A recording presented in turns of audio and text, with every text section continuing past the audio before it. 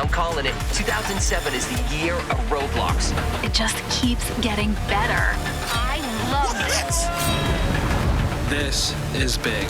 I'm never doing anything else For the rest of my life. They made a tsunami? They made a tsunami. If this is 2016 Roblox, I don't want it to be 2017. Chat, I'm telling you, this is it. Holy Greatness. Insane. Yo. Let's go! I think I like this. I think I love this. What? This is good. Trust. Yo!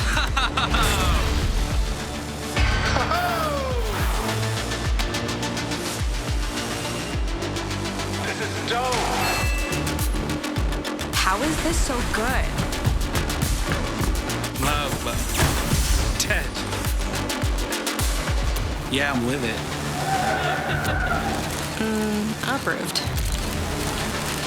Literally everything. Everything. Goated. nothing can top this. Something just topped this.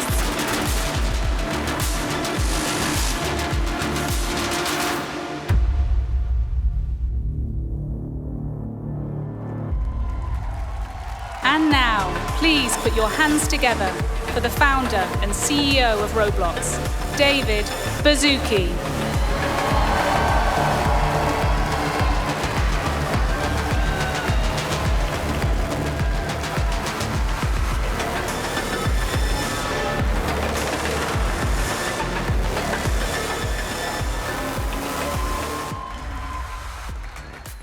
Wow, welcome, welcome. This is the first year I can almost not see all the way to the back. So welcome, welcome, welcome.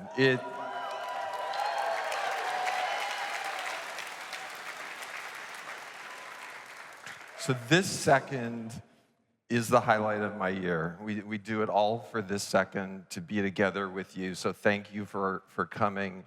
I say it every year. This is arguably the epicenter of the world's creative energy at this moment in time. There is no other gathering anywhere in the world with as much creativity. And our creative community just keeps getting bigger and bigger. Of course, we have creators, developers, artists, producers. We have influencers now. We have educational developers. We have brand partners. We have all kinds of people joining our creative community. And this expansion of our platform is really all about communication and connection. So we have so much cool stuff today. The show is amazing. We're going to give you hints of what's to come. But before we do that, I just want to take 1 second while we're all here to start with one big question. And it really is the big question. Why are we here? And like, there's a lot of obvious answers, right? Of course, we're here to build businesses. We're here to learn about Roblox. We're here to connect with friends, some of which have been 15-year friends. But beneath it, I think there's something really much deeper, more important, and I'd like to something really human, actually, and I'd like to take a step back. Because, I mean, we've been watching the news and the headlines for the last 10 years, social media, you know, the world's getting more polarized, we're less happy, we're more anxious. And of course, while we recognize that promise of technology, of course, there's risk. But there's something very special about this community and the platform we're building. And I'm filled with immense optimism because what we're building here is really a platform for communication and connection. And in this room, we understand that technology doesn't have to make things worse. Through our creativity, we can bring people together. We can spark conversations. We can help people connect and find the good in each other. And we're just getting started. So that's really why I think we're here. We're here to reimagine how people come together. And, you know, we've been doing it for 20 years. Like, we know what we're doing. and we're going to keep doing it. So that's why we're here. We're really building a new way for people to come together. But now that we've had these deep thoughts, let's jump into the show, okay? So first off, where are we? 65 million DAUs, like, oh my goodness. And some of you were here at the very first BloxCon. This has been growing every single year for over 16 years. And what you've seen as we've grown every single year over the last 15 years is that we've increased our hours a lot. And I'm going to ask for the next slide here. So as we've continued to grow, we've also got incredible engagement on our platform. Do any of you remember being at the very first BloxCon where we set the target at 400 million hours? And I think we were doing 5 or 10 million hours at that time. We're doing 5 billion hours now. So it's about literally 1,000 times that. And the engagement, of course, on our platform is incredible. I believe we have one of the highest engagements for any social platform, 2.3 hours per day average for every DAU on our platform.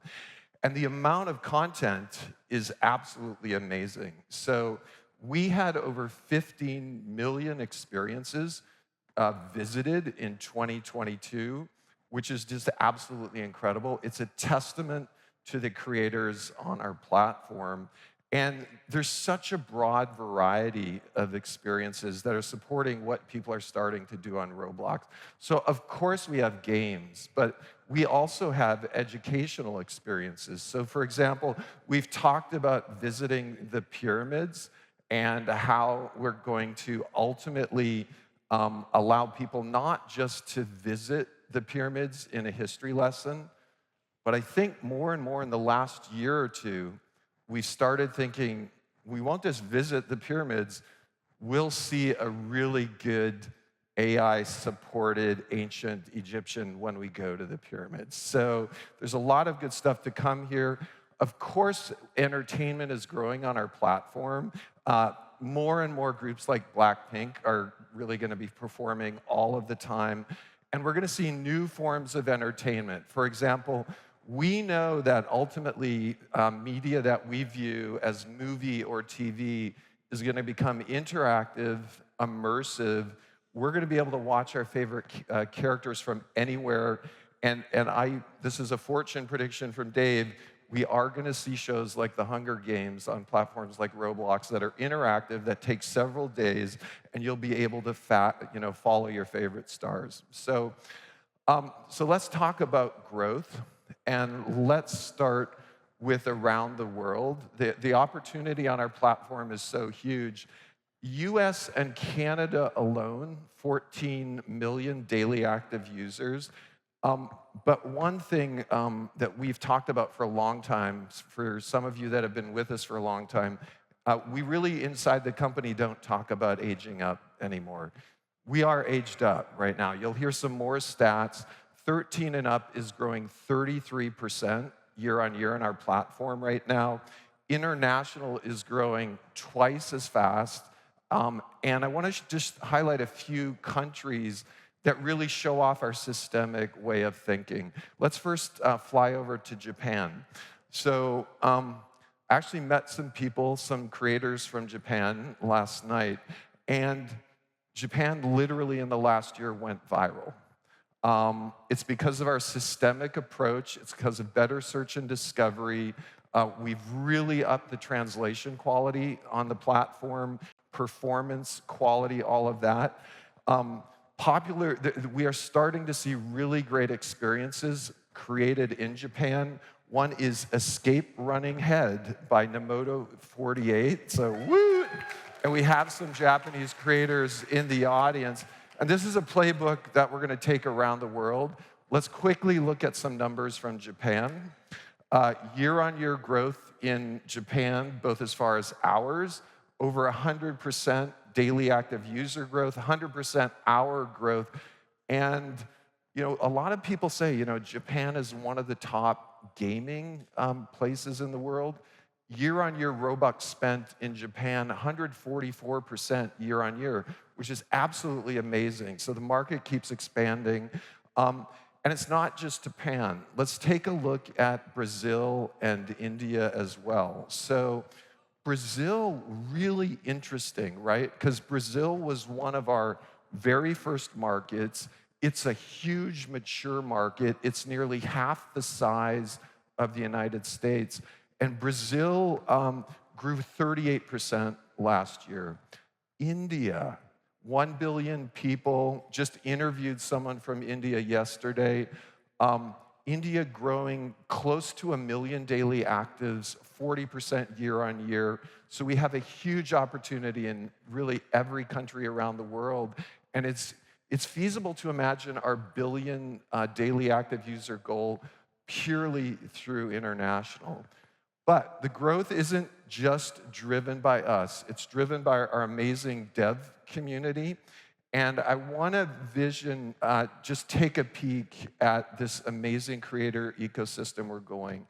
So let's zoom into our creator ecosystem. And first, really exciting that we're going to share the stat that the average bookings of our top 10 creators in the last 6 months through 2022, I believe it was through June, was $27 million, which is really amazing for the platform.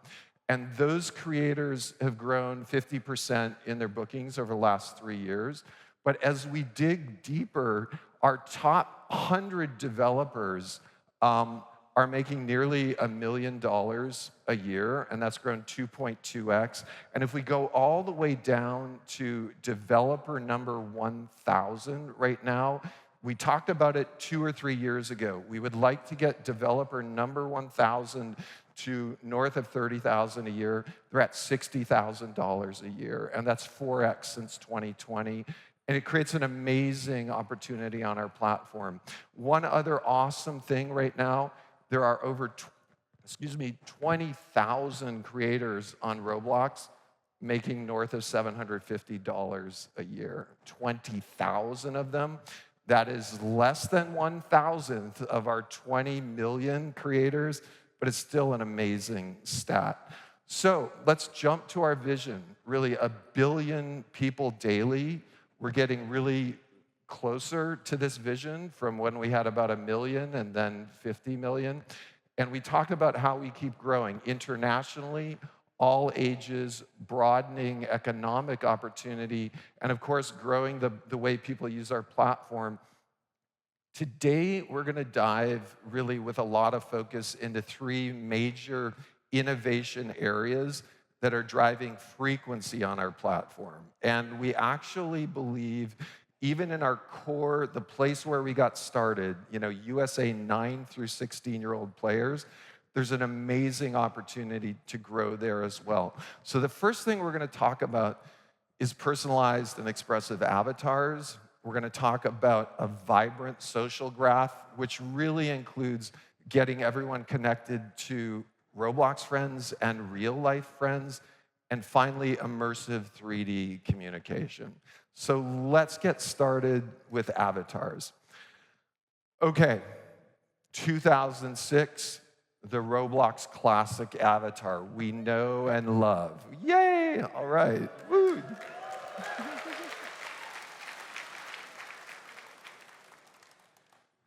For a long time, this powered Roblox. Our vision for Roblox, though, and you all know it, is any avatar that we want to identify with. And I keep saying, whether it's Roblox Classic, it's a realistic soldier, it's a realistic fashion model, it's cartoony, or it's human, we really want to cover the whole ecosystem. We took small steps with Arthro and Anthro avatars, and then over the last 6 to 12 months, we've introduced voice chat, camera syncing, facial animation, lip syncing, better clothing, layered clothing, which was a huge technical accomplishment. But this is just the start. And I want to share a very Roblox way of thinking about this, which is more and more things that have traditionally been us doing it, we really want our creator community to do that. And what you're going to see over the next 6 to 12 months is first getting into anyone can create. So UGC system is going to open to every single person on the platform. And it's going to open to everything. Avatars, heads, face, all of that.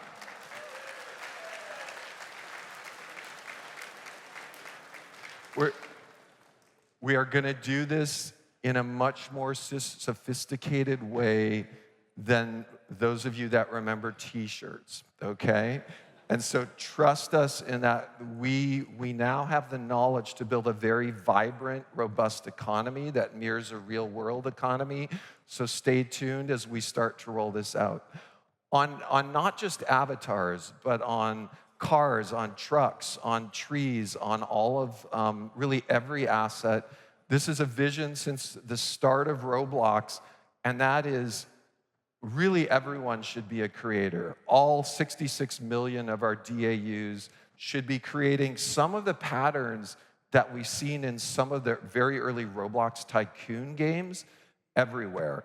Cars, avatars, clothing, everything. We talked about it last year. We used Project Runway as an example. We're getting close to that. If you're making a fashion game, the clothing that your users will be able to create in experience will become persistent. And when we talk about supporting creation everywhere, we're talking about your experiences can allow users to edit 3D meshes, edit textures, save those persistently, and save those safely. So hang on for that. Finally, on our avatar system, arguably a little overdue because we've prioritized other things. You're going to see more and more super high quality movement system stuff. More and more starting to be driven by AI, really, and starting to jump into real world actions like picking things up. And then finally, the vision is ultimately, if you want photorealistic avatars, we want to support that. Not everyone's going to choose a photorealistic avatar. And if you want to support AI-driven creation rather than manual editing for your avatars, we're going to support that. So let's do a little mock-up of what you're going to be seeing in the next year on Roblox. So this is me. This is your experience. I'm in your experience. Let's get started. I'm going to build an avatar in your experience. But the first thing I'm going to do is you're going to have access to images on the phone. So I'm going to upload a selfie. All right, I uploaded my selfie. I'm going to say, I'd like to be an astronaut. Text prompt, driven by ML, driven maybe by style clues of your experience. So they have, okay? Woo, okay. So this, let's put a helmet on as well. This is going to be your style, okay? If you have a style, this is going to be an astronaut in the style of your experience, not generic. Now, of course, I'm at RDC, so I want to look cooler, so I want to be like a biker instead, so let's put that in. I'll turn into a biker really quickly.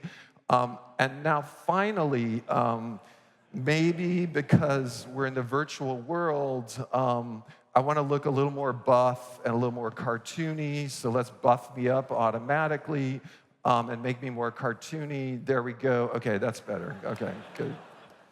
Okay, cool. And then finally, you've seen a path for really AI-driven avatar creation. Traditional avatar creation is sliders, knobs, buttons, modifiers.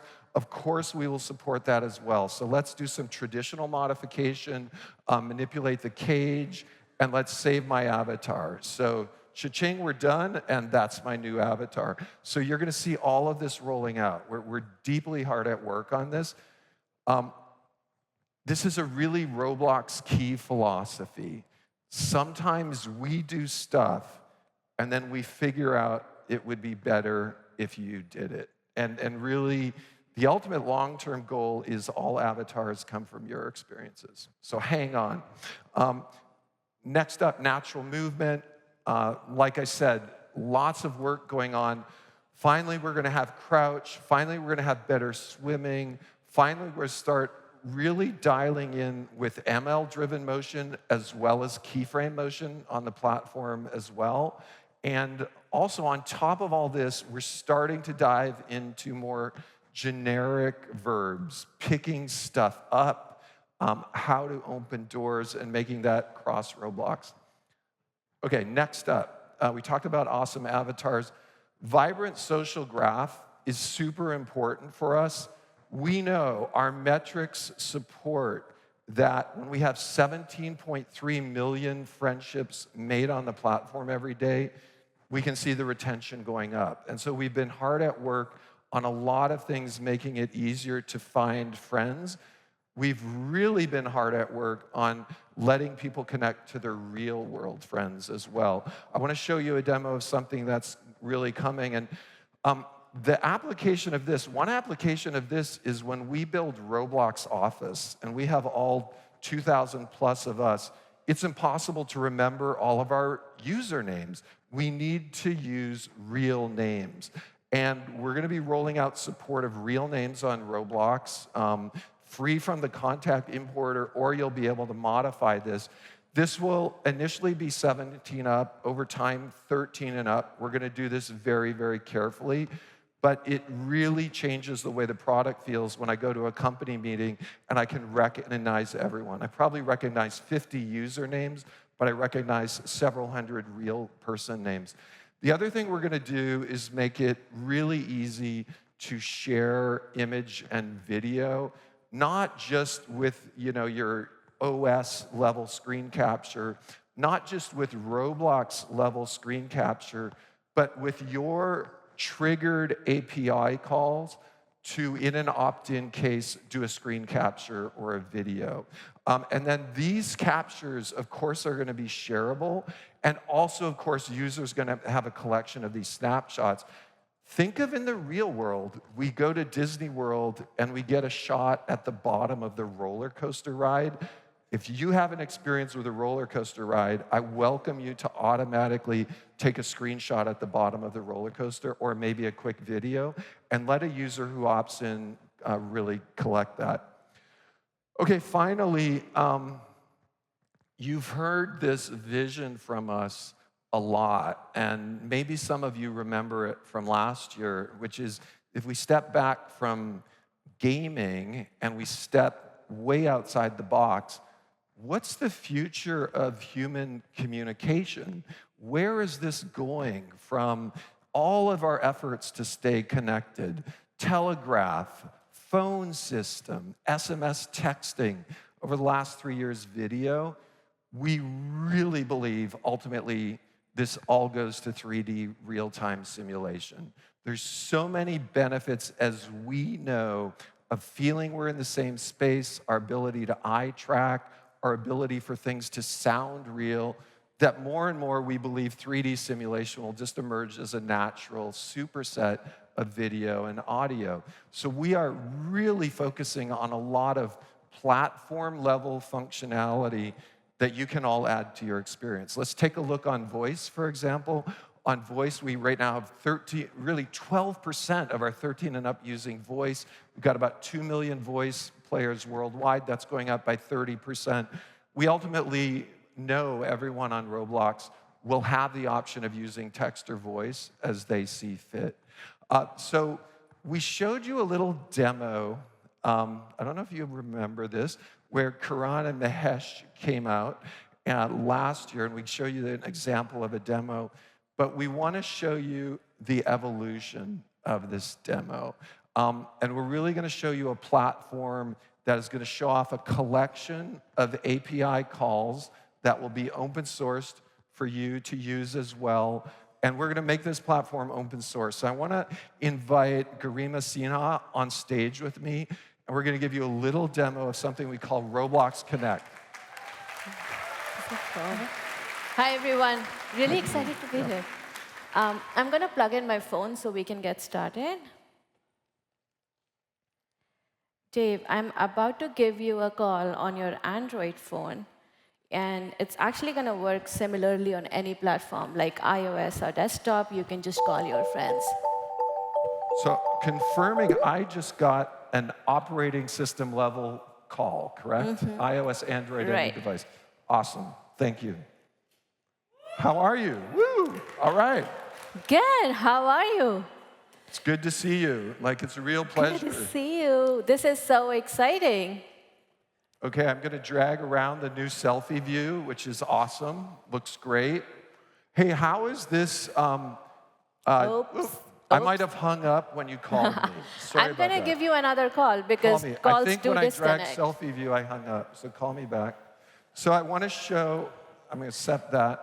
So operating system level access to phone call. Yes. Okay, high five. New selfie view. And now Awesome. we drag it. Draggable selfie view. Awesome.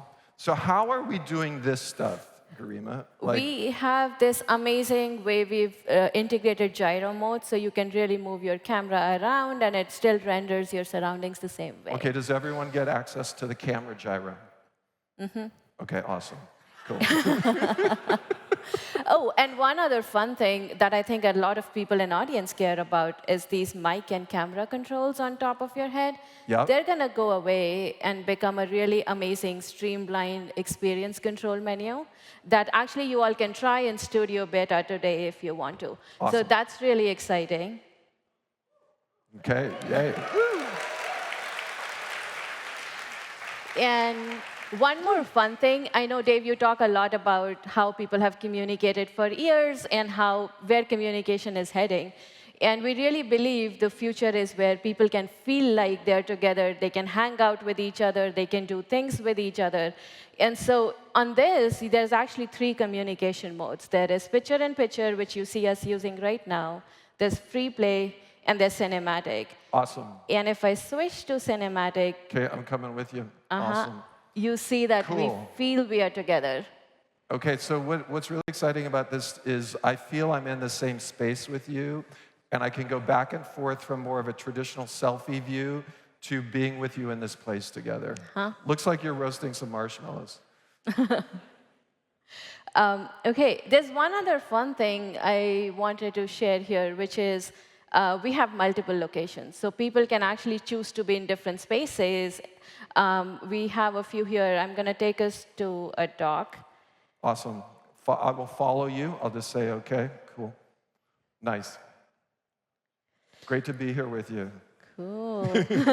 Can we go swimming? I guess I won't for the demo. It really feels like vacation, doesn't it? And you still got your marshmallow. That's cool. The marshmallows goes where we go. You must really like that marshmallow. I do. I need to eat it. I'm hungry. Okay, awesome. Okay, so highlighting open source, camera gyro exposed, calling on every device, PC, Mac as well? Mac, iOS, So yeah, iOS, abstracted Android. calling. Okay, awesome. Yeah. Cool. I'm going to try this one more time. Okay, going back to selfie view maybe? And one exciting thing is it works seamlessly between different modes. So like you can see, Dave is in cinematic mode. I am in picture-in-picture, but the camera moves such that I can still see his Love face. it. Okay, awesome. And when Awesome. is this going to be available, Garima? It's going to be out in a few months, hopefully November. It's going to be fully open sourced when we launch it, so you all can start integrating. You can integrate with your current experiences, or you can integrate into new communication forward experiences. It's really up to you how you want to use it. Okay, super awesome.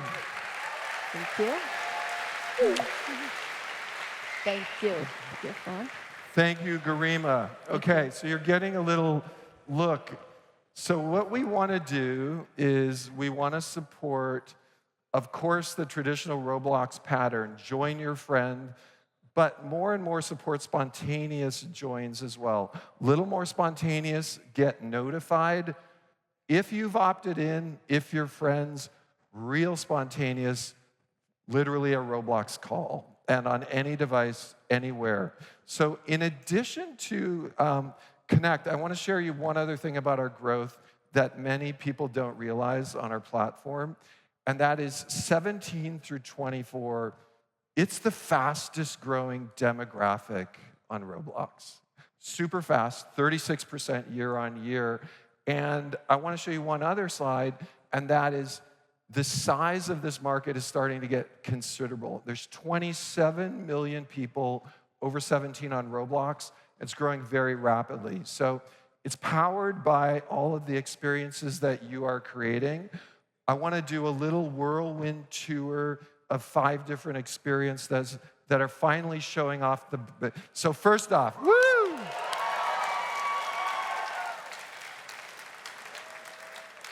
Several years ago, we said we're doing 17 plus. We did it.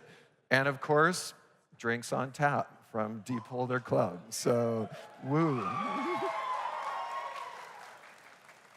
Next up, we've talked a lot about improving the quality of our engine. Want to highlight something from Maximilian Studios as far as this super high quality, taking advantage of the latest rendering on Roblox. And this is a real testament to the vision of increasing the fidelity of our platform. I think there's an old quote somewhere, this is Roblox. Like, this is Roblox. And so really psyched about that. We're starting to see, so thank you, Maximilian Studios. We're starting to see more crossover between fun and entertainment. And I want to highlight something from Goldilocks Maker High, which is combining learning chemistry with an escape room type concept, which really I think has a huge potential to merge consumer and education. Next off, I want to show something from Filament Games in partnership with the Museum of Science from Boston. We've all seen Mission to Mars. Literally millions of young people using Roblox to learn STEM, and also, of course, using Roblox side by side to connect and socialize and have fun. And then more and more, this vision of beauty, of fashion, of creation, starting to have a natural home on Roblox is really starting to come true with NARS Sweet Rush from Super Social. And we do ultimately believe there's a huge opportunity here, and that more and more clothing, fashion will first show up on Roblox, maybe even before it shows up in the physical world. So there's so much to do beyond play here as far as learning, as far as social. Now, next slide I want to talk about is platform expansion. And we have, for many of you that have heard us speak about this, we said, look, 3D immersive multiplayer in the cloud, physically simulated stuff should work everywhere. Should work on a phone, should work on a tablet, a PC, of course a console, and of course in VR, very, very immersive. So happy to share that, of course, we've announced MetaQuest.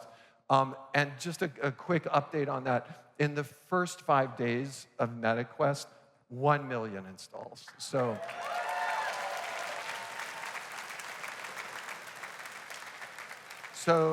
a couple highlights. Hard to find, in beta, 1 million installs. And on a testament to the engineers and our platform view on this, there's over 50,000 experiences that are ready right now on MetaQuest. The work we've done on performance for MetaQuest, some of it's VR specific, but some of it touches the whole platform. Android is faster because of some of the work we did this. So MetaQuest production launching to everyone this month, which we're really psyched about.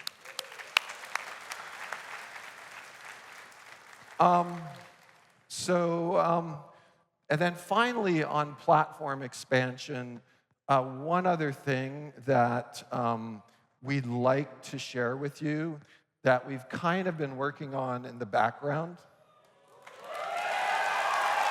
Roblox available on PlayStation next month.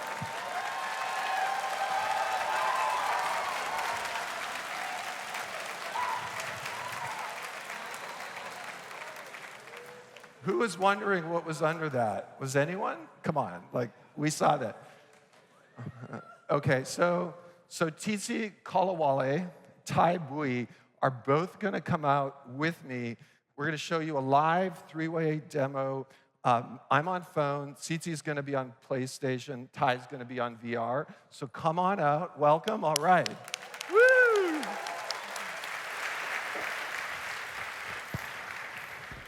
Thanks, Dave. And as Dave already mentioned, Roblox is finally on PlayStation. Woo!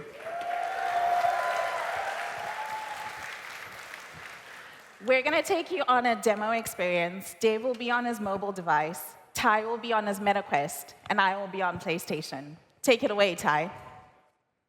Hey, everyone. Thank you, Tsitsi. Yes, I am on a Quest device, and we are in an experience called Twice Square, built by the developer Carta for the incredibly popular, the incredibly popular K-pop band Twice. Yeah. It's super cool. So I think the best thing to do here is the roller coaster. So Dave, you want to come join me on the roller coaster? Hey, I'm going to follow you, Ty. Where are we going? And how's the VR working over there? Yeah, the VR is working great. As you mentioned, we've done a ton of work on performance. Hey, Tsitsi, do you want to join us too? Or? You go on ahead. I'll explore the pier. I'll catch up later. Hey, Okay. Ty, are you sure you want to ride a roller coaster on the main stage of RDC? I do. I do. Okay, be careful. Okay, I'm going to wait for the next coaster. All right. Yeah, well, it looks like we just missed a coaster. Oh, right here. Yeah, let's hop on board. I'm in. Oh, I was in. Let's see if I can get in or not. This is what we get with live demo. I'm in. Hey, let's switch over to my screen, and I'll show you guys riding a roller coaster in VR in first person. Okay. And I will try not to throw up on stage. Oh my gosh, Ty, I'm looking at what you're experiencing. Like, hang on. Oh, here we are. Okay. Oh my God, you guys have to try this in headset. It is so immersive, it's so trippy. And you can see the performance that we've done. We support application space warp, which doubles your frame rate without any work from the developer. Oh, we're cresting at the top. Oh my God, here we go. Wee-haw. Okay, Ty. Like, how is your stomach right now? For me, I'm in pretty good shape. I'm good. Okay. But I'm going to keep on riding. Let's see what Tsitsi's doing. Tsitsi, let's switch to Tsitsi's screen. Hey, yeah, I'm over here. So I've been exploring the pier, and I have to say, the performance on this device is absolutely amazing. As you can see, there's a lot of fidelity in the graphics. If you see the lighting in the environment, it's absolutely stunning. It really does bring your creations to life. What do you think, Dave? I'm going to look up from my mobile screen at your place. Oh my gosh. So that looks absolutely amazing. I'm going to hop out with Ty, and we're going to come find you. All right, come follow me. Come and join me. I think one other thing that's super awesome on PlayStation is I have the ability to add my PlayStation friends as my Roblox friends. And so this really opens up the potential, right, for crossplay. Dave, you can join in on mobile. Hey, there you are. Hey, Good Ty. to see you. Come, let's go exploring the pier. Okay. So yeah, as we're doing this crossplay experience, you can join in on the mobile device, Ty can join in on his MetaQuest, and I can enjoy the experience in the comfort of my living room on the console. It truly is a next level experience. Okay, awesome. So Ty, Tsitsi, want to thank you for all the hard work, because I know you've been working on this. Thanks, Dave. Thanks, Dave. Thanks, And Tsitsi. thanks a lot. And I want to highlight, both MetaQuest and PlayStation, so many teams, it crosses the whole company. And this is what had been one of the stickiest on-schedule projects we've ever done. It's been a glimmer in our eye for the last year. The whole company's gotten in on this. And stay tuned, because there are more platforms to come. So let's go through today just a highlight. Of course, desktop, of course, mobile, of course, tablet, console, VR. For those of you that want to grab me off stage, I can give you a little hints. There's obviously one or two other platforms, so stay tuned. Okay. Finally, on the Roblox virtual economy, I'm about to hand it over to Manuel. We know we're trying to build the largest virtual economy in the world to support you and really distribute as much of the Robux coming into Roblox to all of you to power our creation. Want to highlight, in the last 12 months, ended June, over $680 million distributed to this community, and we want to make this number as big as we can. So thank you all. I'm going to be back in a little while, but next up is Manuel, and he's going to share more about the economy. So thank you. Please welcome Roblox Chief Product Officer, Manuel Bronstein. Woo. All right. Good morning, RDC. It's so wonderful to be here. And if you pay close attention to this slide, you may find your avatar in there. But it's actually better to see you all in real life. So I'm super excited to be here. And I want to start by sharing a heartfelt thank you. You're all the reason we're here. You're the driving force that motivates all of the work that we're putting into this platform we call Roblox. And it's been a monumental 12 months with tremendous user growth, engagement, and monetization. And it has been driven by all the work that you have done, creating new experiences, updating your existing experiences, creating avatars and avatar items, and of course, the videos that actually promote all this content. And before I go into the numbers, I want to illustrate the last 12 months of Roblox through the lens of your creations. We know you work incredibly hard to delight millions of users, and so you have. So you showed us what's possible on the platform through experiences like Frontlines.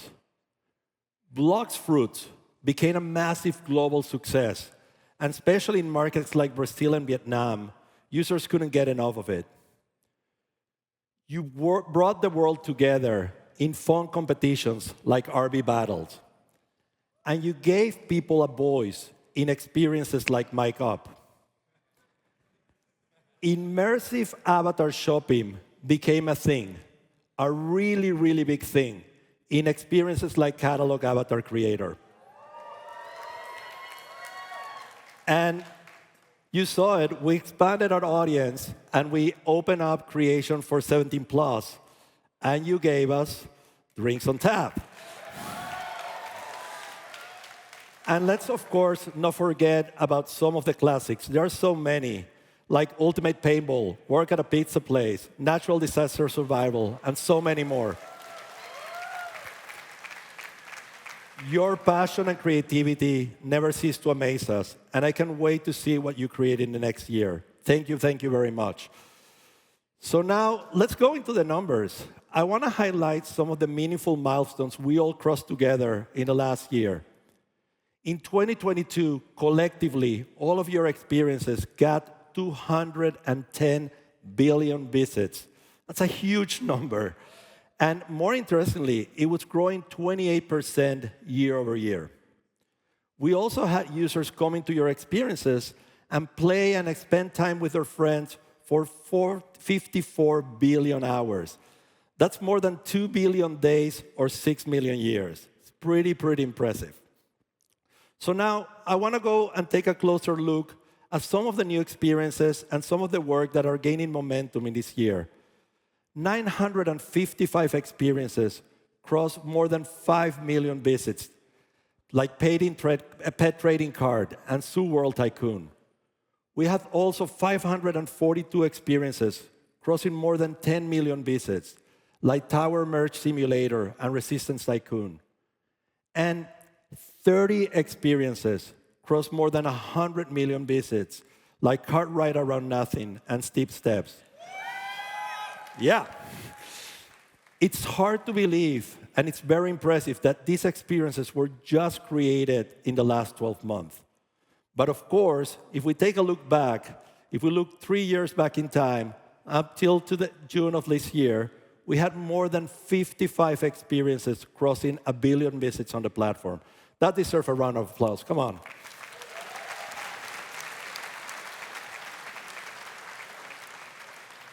And 5 of those experiences, as of June of this year, had crossed more than 10 billion visits.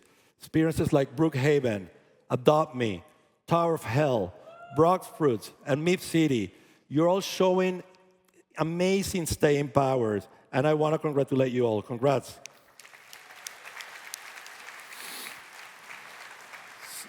So we continue to invest in our discovery system in support of this growth. For example, we're now serving more than 11 billion experience impressions every day. And that's helping connect users with more than 7 million experiences. And these numbers keep growing quarter over quarter. And I want to show you an example of what we're calling discovery velocity. Take a look at this. Early in June, Rainbow Friends released an update called Chapter 2. A day later, the algorithm picked it up through Friends activity, and you can see in the graph that small first bump.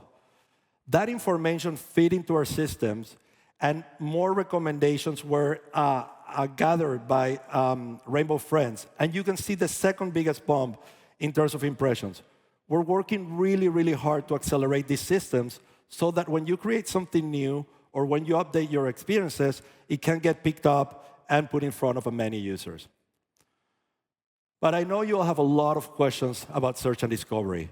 We have had many listening sessions, and in those, we have heard what you're looking for in a discovery system. And what we're doing is we're formulating a set of principles that are going to guide our product roadmap. And I want to share those principles with you. The first one is predictability. We know it's important for you to not have any surprises. So we're overhauling the way in which we do experimentation so that we minimize the number of surprises as we learn and iterate. The second one is transparency. I know you want to better understand how these systems make decisions on what they recommend. And the third one is agency, to give you control or give you the ability to influence the outcomes. This is going to be a multi-year journey and effort for us, but we're committing to developing the system using these principles, and we will communicate often as we make this progress. On the transparency front, I just want to share with you how we think about the role of search and discovery. We want to match users with experiences they will love and experiences they will value. Experiences that will increase their happiness and satisfaction. If we do this, we all win together, because more users will want to come to the platform more often, invite their friends over, and spend more time in your experiences. So how do we do that? Well, we use a large number of signals to actually infer whether users are going to be happy and engaged with the experiences that we present in front of them.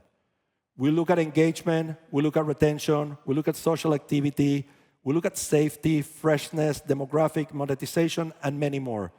And we keep looking for more and more signals that can actually make this recommendation system better. And the goal at the end of the day, as I mentioned, is to match users with experiences that we love.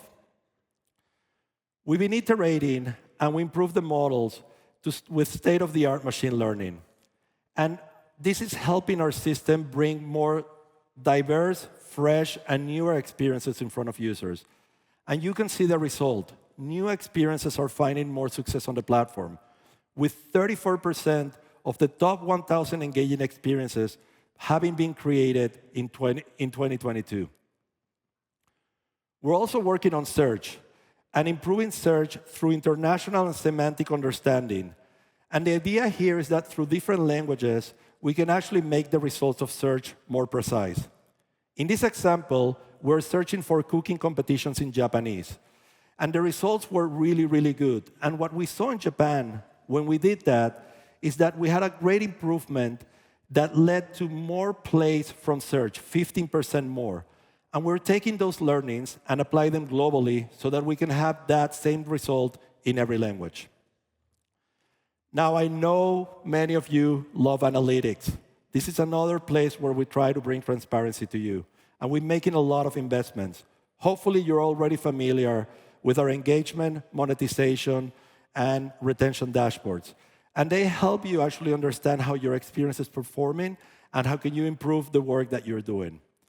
This year, we released the real-time stats and error reporting that helps you monitor the performance of your experience.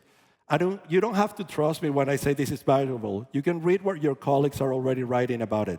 They're using it every day to monitor the performance of their experiences. We also released the audience breakdown dashboard. With this one, you can see users in your experience by age, gender, country, and language.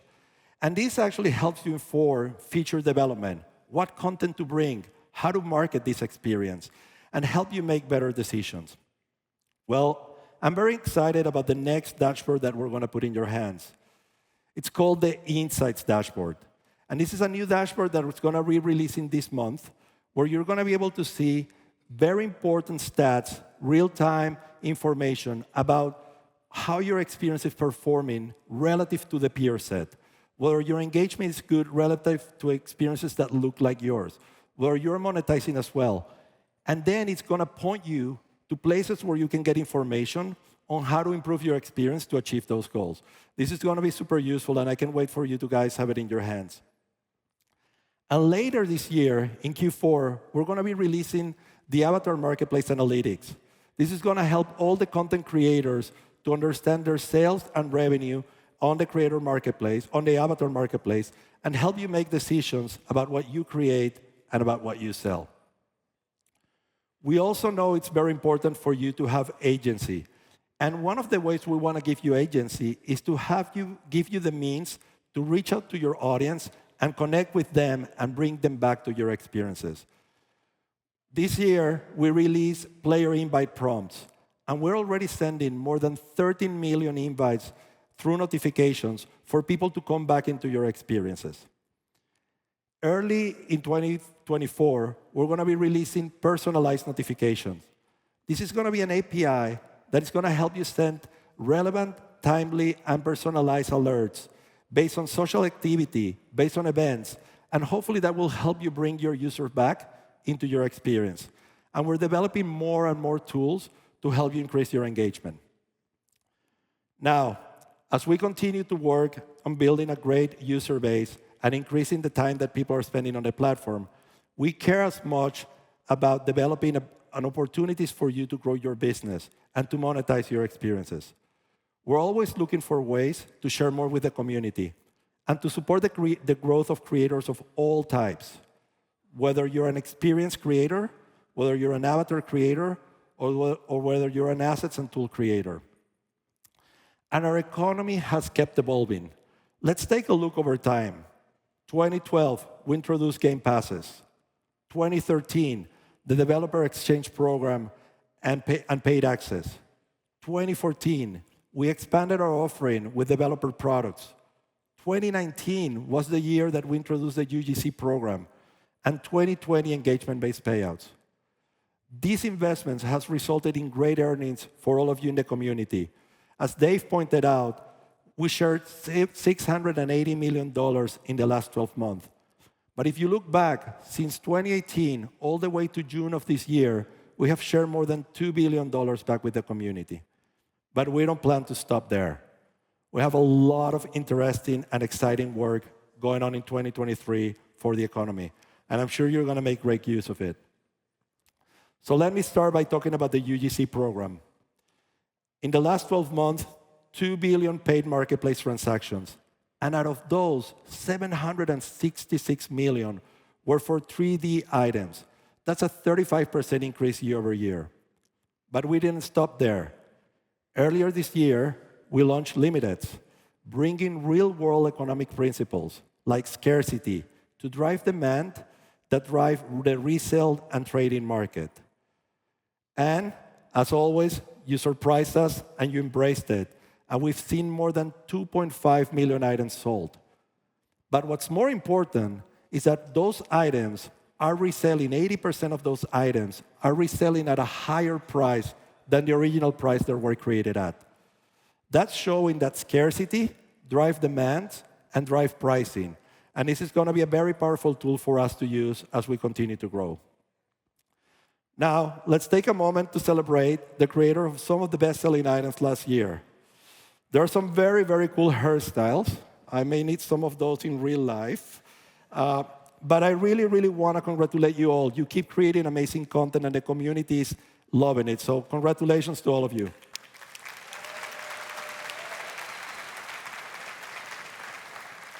Now, we knew our user-generated content program wouldn't be complete without user-generated avatar, bodies, and heads. Roblox doesn't feel and believe that we should have a single avatar style. We have always looked for self-expression and creativity to shine on the platform. We want to offer users near infinite choices so that they can find an avatar that represents who they are or who they want to be. We opened up the program, and we started seeing what you're creating. And of course, you continue to delight us. Super, super cool stuff. And this is just a small sample. The heads that I'm seeing in the marketplace, the bodies that I'm seeing in the marketplace, it's just amazing. And all of these bodies are using, and heads are using our latest technology, R15, layer clothing, dynamic heads. The reason we want that is because we want avatars to be expressive so that people can use them for communication and when they engage in connecting experiences like the ones you saw and Dave and others demo today. I'm incredibly excited to see what you all keep creating because I imagine a future when we look at the avatars on Roblox and there's no one single style.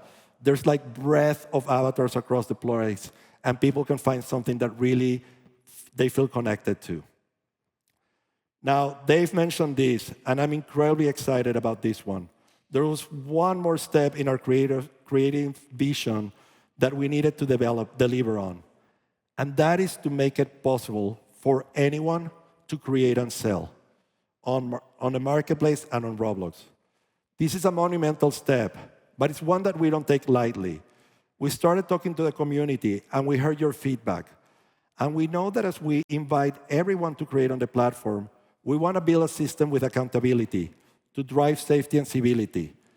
We also want to create a very scalable marketplace, supporting high quality, supporting healthy prices.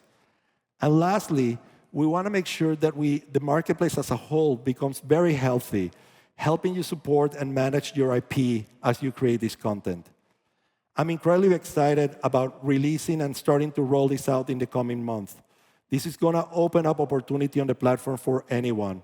And as we continue to improve our creation tools, I can imagine a world where everybody, every single person, all of those daily active users also become creators on the platform. And that's going to be huge. Now, let me talk a little bit about immersive ads. We have been working together to define what advertising looks like in 3D immersive experiences. This is completely novel. Creators and advertisers are seeing a ton of value as we are putting this content and these experiences and these portals out there. In July of 2023, developers outside of the top 100 who publish a portal started making, on average, 14% of their earnings from ads. And this is just the beginning.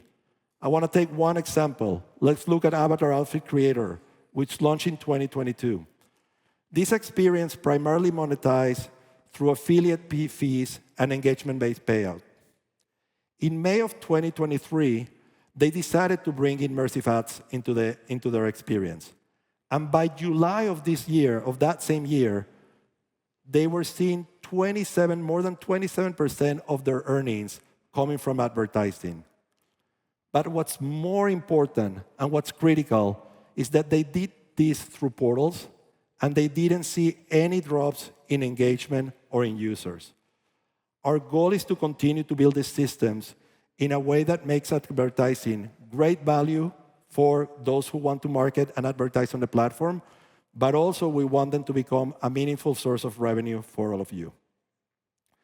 Okay, we've made material investments in advertising and marketplace, and we're always on the lookout for something new, for something that is going to help you build your business. And I'm incredibly excited to announce a new capability that we've been working on that we're going to release later this year. Later this year, you're all going to have the ability to sell recurring subscriptions within your experiences. This is going to be huge. With these subscriptions, you're going to be in control. You're going to be able to decide what do you want to offer inside of that subscriptions, what benefits. You're going to be able to select price points, and you're going to be able to promote these subscriptions to all of your users. I'm expecting your most engaged and loyal fans will want to become subscribers, and they're going to generate a monthly revenue and a monthly predictable revenue for all of you. So this is going to be huge. You're going to have it in your hands later this year, and I can't wait to see what you create. OK, so we share improvements in support of avatar creators and experience creators. But there's one group of creators that is very, very important for our ecosystem. I'm talking about the talented creators of assets and tools in the creator marketplace. These are the creators of models, images, meshes, plugins, audio, and more. They make creation on Roblox more approachable, especially for novices, but also more powerful for all of us in the platform. Can I get a round of applause for our devoted creators of assets and tools?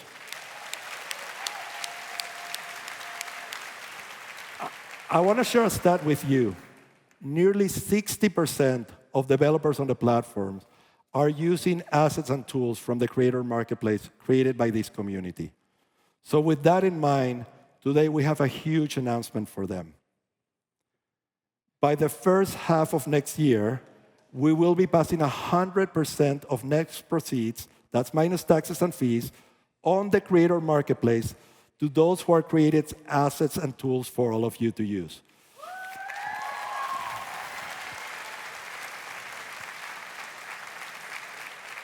This is the highest revenue share in the market today, and something we're very, very eager to invest in. We are very confident that by doing this, we're going to have an amazing flywheel where people are going to be using these assets and tools, creating better experiences that attract more users to the platform. And I can't wait to release the program early next year. We're going to share more details as the day approaches. All right, so there you have it. We're really committed to listening and to creating a thriving ecosystem that supports creators of all types as you grow both your audience and your business on Roblox. I really can't wait to be here, standing next year, looking at everything you have created with these tools. We are going to be accomplishing a lot of things together. Have an amazing RDC. Thank you very much. Please welcome Roblox Chief Technology Officer, Daniel Sturman.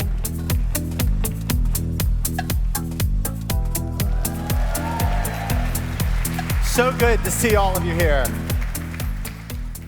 So what I have the distinct pleasure of taking you through now is a lot of the deep tech we've been building over the past year and some of the cool stuff we have queued up for the next year.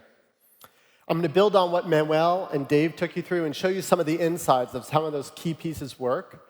But then there's a lot of really cool stuff in our engine and platform I'm going to tell you about as well. So with that, I want to start with one of the key announcements that we just made, talk to you a bit about that. And that is, of course, the fact that we're going to be launching on PlayStation next month.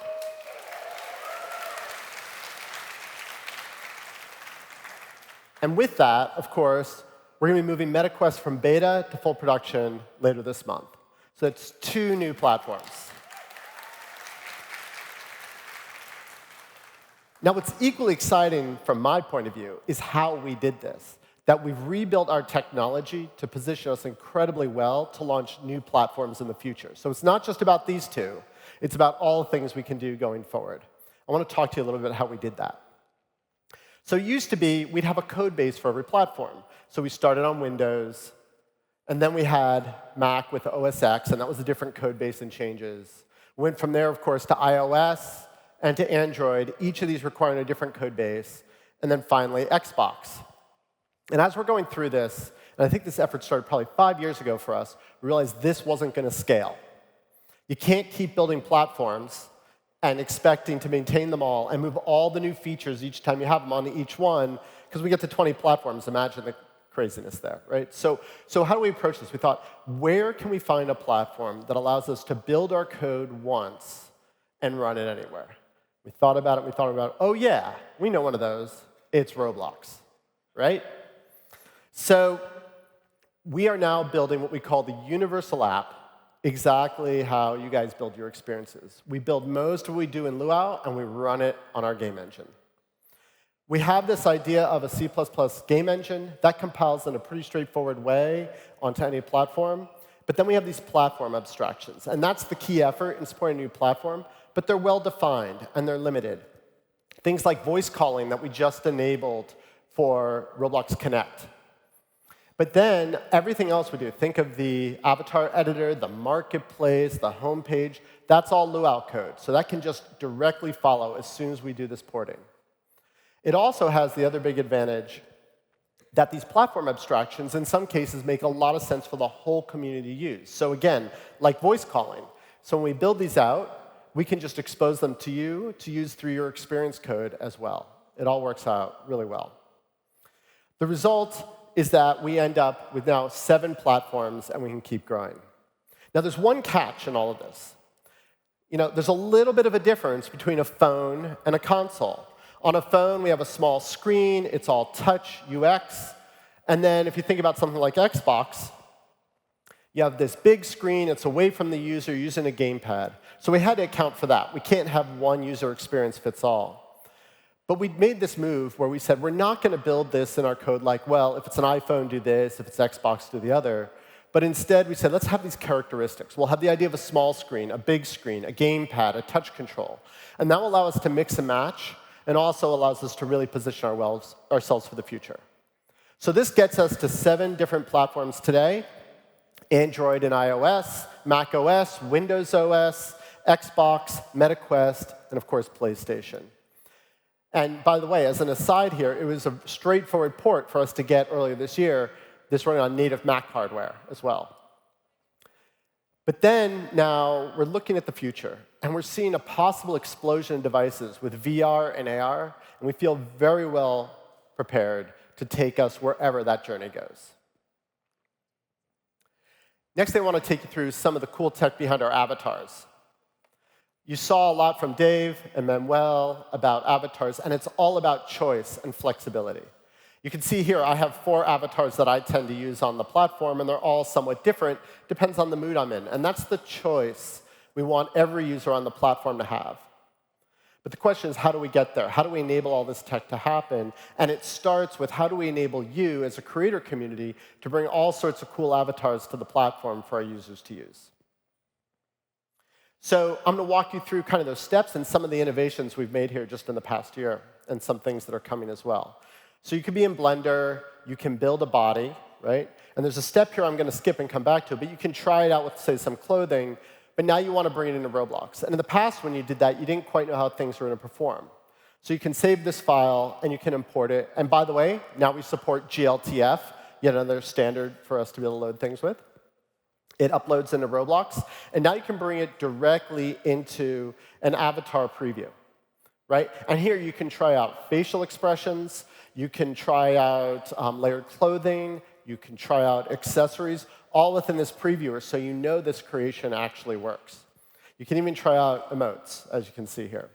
Now, what was the step I skipped?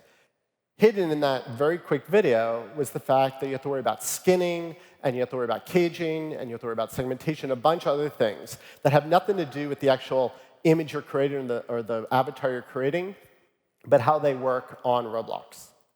And so I'm really excited to announce that over the course of the next year, we're going to be deploying ML tools that take care of all of that for you. You're not going to have to worry about how you make a whole face be rigged or how a body moves. That's all going to be done by the ML under the covers, making this process so much faster.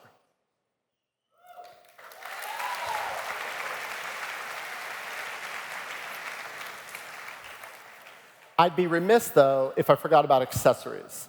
Each different avatar looks slightly different. You want to get those accessories to look perfectly awesome with your avatar. So we're building an API. This API will allow you to move, scale, and rotate avatars, or accessories on your avatar. Starting with that so you can bring this directly in your experiences. And of course, we're going to eventually load this into Avatar Editor as well.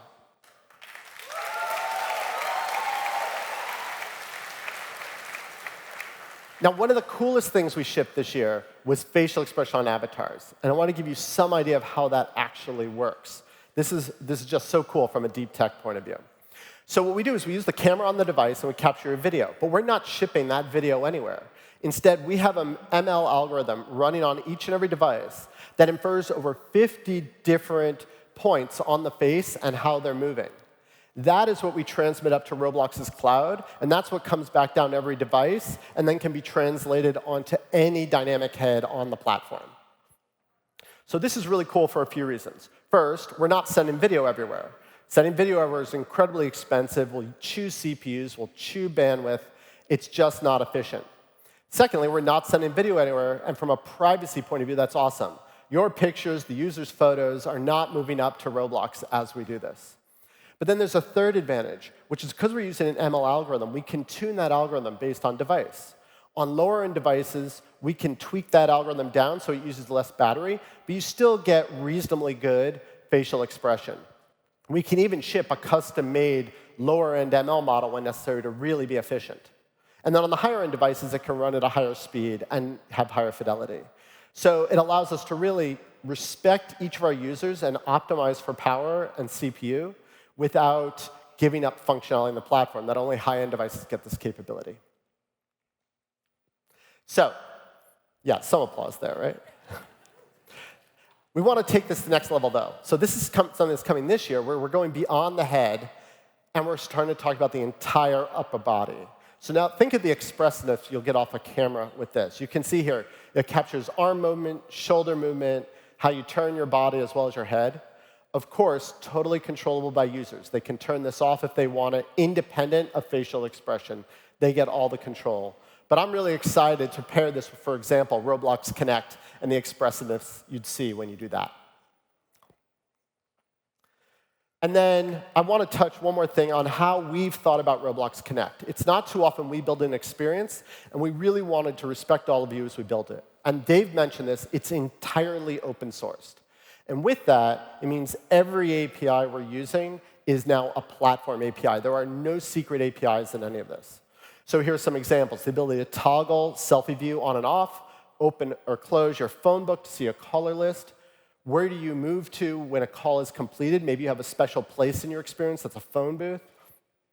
These sorts of APIs, we're opening all of them, and what we're hoping for, what we're expecting, is you're going to take these concepts, combine it with spatial voice, combine it with avatar expression, and do things we never dreamed of in your experiences. We're really looking forward to that.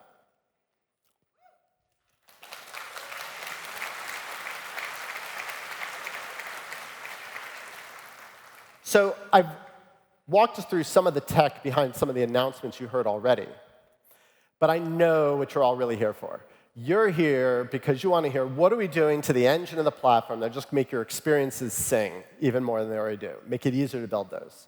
So I'm going to take you through some of the cool stuff we're doing in the engine and the platform, and some of the new features you can expect to use in your experiences right away.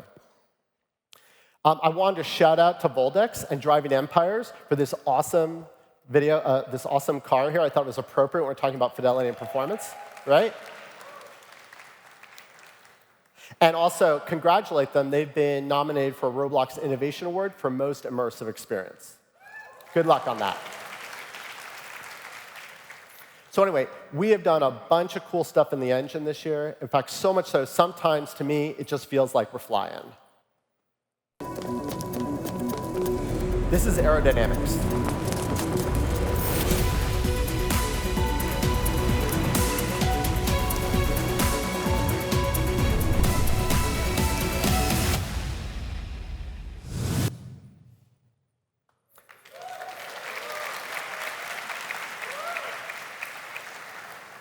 Pretty cool stuff. And for those, we just got this into studio beta, I think just a few weeks ago, and we'll be launching over the course of the year. The thing to note there, in case you're not familiar with this, none of that was Lua code making that behavior happen. That was all just the physics of the interaction between wind, lift, and drag in the engine. Yeah, we're pretty excited about it, too. And as you can see the example here, that can be airplanes that are flying around, or, for example, here, leaves floating in the wind. But we're not stopping with just global wind and lift and drag. Over the course of the next year, we're going to take those same concepts and bring them to other fluids in the universe, notably water, hydrodynamics.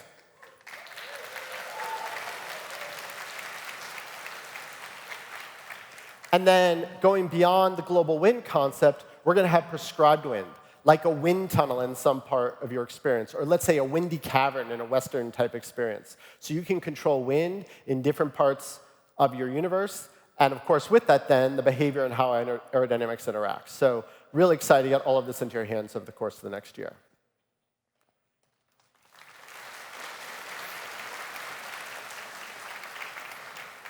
Now, you saw global wind and how leaves blow in the wind. Wouldn't it also be cool to have grass blowing in the wind too, right? So our engineers have been working on it, and even though some say watching grass grow can be incredibly boring, I've been eager to inspect their progress really closely. Yeah. And by the way, in case you can't figure out from the video, this is right. We are going to be enabling you to control the height and density of grass in your experience.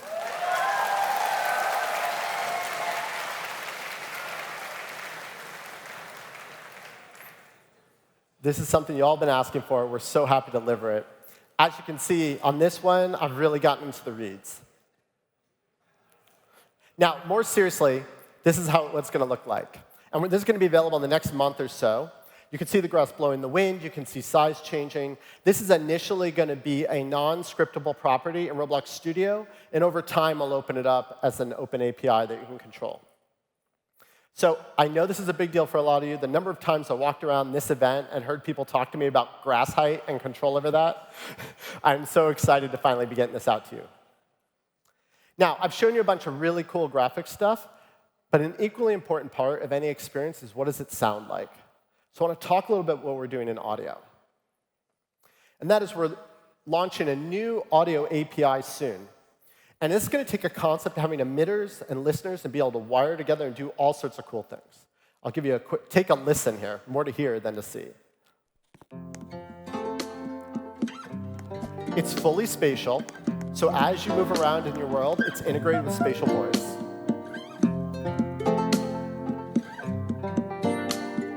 You can see that microphone picks up from the other speaker. You can start thinking of doing things like bugs in a spy experience, walkie-talkies, all sorts of things are possible. And you'll have a full suite of effects that you can put on any of the sound, like a guitar pedal or a DSP effect. There'll also be customizable sound flows, so for places where you don't want spatial and you want just direct connections for non-spatial communication, you'll be able to do that too. So really excited about how this is going to bring all these experiences even more to life.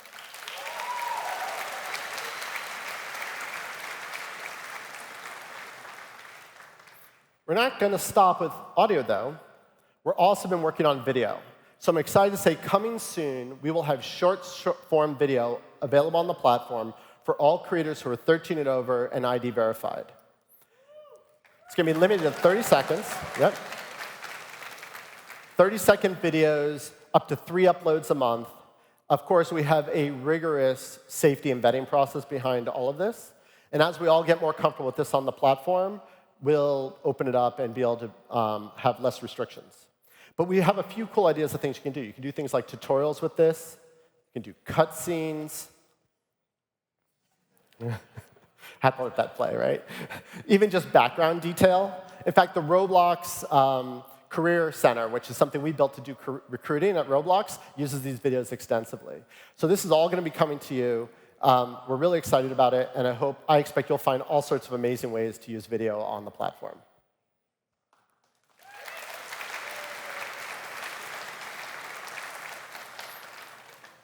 So I'd be remiss if I didn't talk about lighting.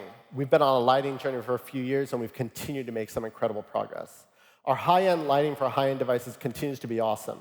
You can see here the incredible shadows, light reflection, specular highlights off the floor.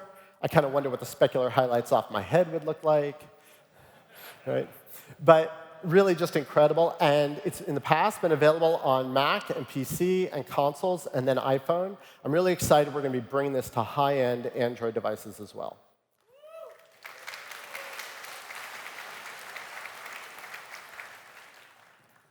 The challenge, of course, is when you go to a mid-range or more modest device, you get this lighting, which by no means is bad. We love it. But it's not as great as that future lighting model we had before with the voxel lighting here.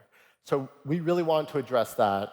And what's going to be coming soon is a new lighting model for low-end and modest-end devices that looks much more like this. You get much more of the shadows. You don't quite get everything you get in the high-end lighting, but that's what we're driving for.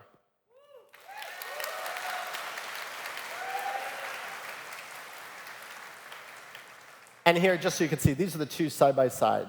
You can see a little bit more effect in the high-end lighting, but just I think that the new future voxel model looks really, really slick. What do you guys think? Right? So you'll see a general theme here. We want to make sure everything works great on high-end devices, but then really well on any device. That's a big part of what your users need and what we promise to you as a platform. So you don't have to modify for that. But I, therefore, want to get into one of the biggest things we've been doing that we think really enables devices everywhere and performance, which is streaming. So we've worked really hard on streaming, and we made some big improvements this year. Just to give you a quick example of this experience loading, loads in 4 seconds with streaming versus over 30 without it. Big difference. In general, we've made so many improvements this year on streaming. We feel it can be deployed much more widely. All the templates have it on by default for new experiences, though you can, of course, turn it off. We've seen results like 25 to 30% average reduction in out-of-memory crashes on devices, 25 to 30% average reduction in join times across devices. So it really makes a difference for users, particularly if they don't have a great network connection or if they're on a lower-end device.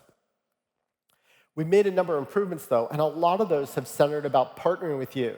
This idea that you could give us hints about your experience so we could all do streaming better. So I have here kind of a mock-up of kind of what the computer's seeing when we do streaming. In the blue, that's like the proximate area. That's where everything automatically gets loaded. But then we have this pink area where we have a lot of flexibility, and that's kind of the rest of your world. And in the past, that could just kind of load, or it might not load, and that might work for your experience or might not.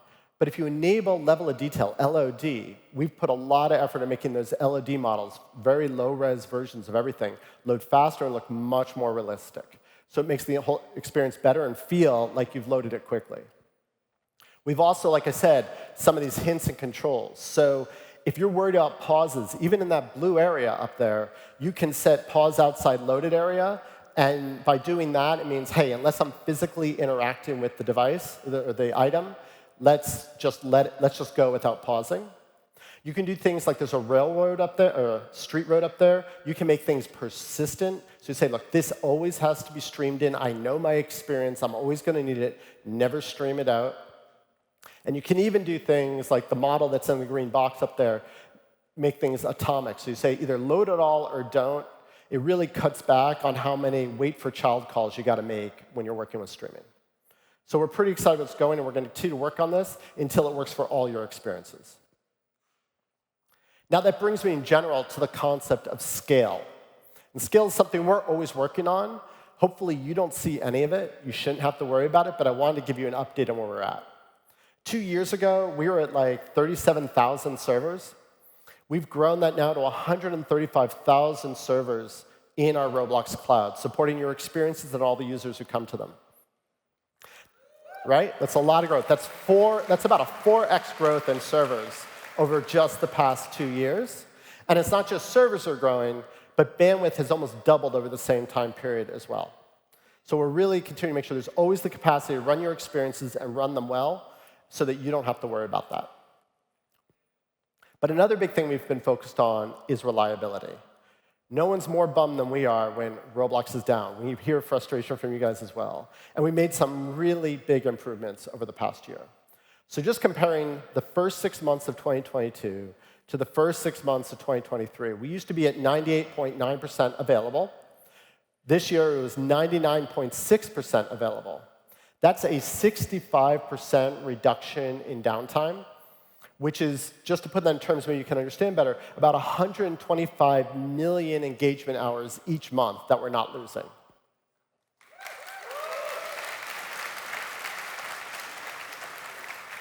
We're not done yet, though. Our goal for this time next year is to be at 3 nines availability. That's 99.9%. And our long-term goal for the platform is 4 nines availability. That's 99.99% available. To put that in terms you can probably understand, that's less than 1 hour of downtime a year. That's what we're aiming for. Takes us a bit of time to get there.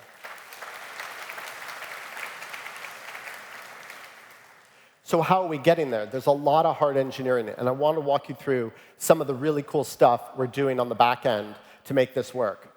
So we used to just have a single data center in Chicago, a big monolith, as we called it. We didn't want to be in that situation. We built, 2 years ago, a new data center in Ashburn that we can manually fall over to if the worst happens in Chicago. But this year, we've been focused on this really cool concept we call cells, cellular data centers. This is where we take each of these data centers, and we kind of break them into autonomous units that fail independently, and we can stripe all our back-end services across cells. I'm really excited that our top 20 services by capacity are all already on cells, and we're working on the rest. And then over the course of 24, our focus shifts to what we're calling active-active data centers. This is where we have multiple data centers in different parts of the country, all working together, so if we lose one or part of one, we can fail over to the others seamlessly with no manual intervention.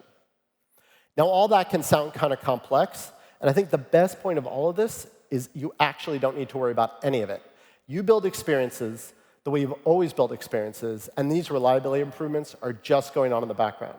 And that is very different than folks who are building custom backends on other platforms and having to spend a lot of time building this availability into their systems as they get to scale. OK, so now I do want to talk about safety and civility. This is just so important to the platform, at least it is to me. You guys all agree, like, safety is what separates us, right, from, like, the chaos that is the rest of the internet, right? So we've been working hard on this on two fronts. First, as you'll see, we've been pushing the envelope on what the leading-edge tech in the world is around how to make environments safe and civil. But also, we've started a new set of efforts around how do we partner better with you so that we can have tools that enable us to work together on moderation, safety, civility within an experience. It's something I've heard from a lot of you that you want to be able to do. So I'm going to take you through some of that. But first, since we were just talking about reliability, I have to say it's not too often when a team comes to me and say, hey, we've broken everything, I actually smile. But that's what we did this year with what we did with exploits. We broke all the exploits on Windows with the rollout of our new Hyperion technology. I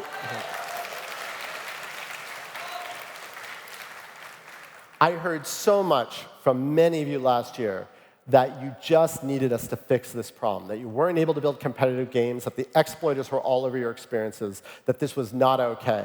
We put a lot of effort in, and Hyperion was the launch of that, and we're really pleased of the impact that's had on Windows. Like I said, it broke all the existing exploits. It dramatically reduced the amount of cheating we had reported. It basically made chatbots on Windows extinct. Really big impact here, but we know that's not enough. However, we got some great quotes around this from our community of exploiters, right? Things like, I'll just read some of these to you. A sad year for exploiters. Or my favorite here was, it's already been multiple hours without me exploiting. I just can't go outside and touch grass. I've come too far. I can't go back now, right? They sound pretty bummed out. I can't really feel too bad for them.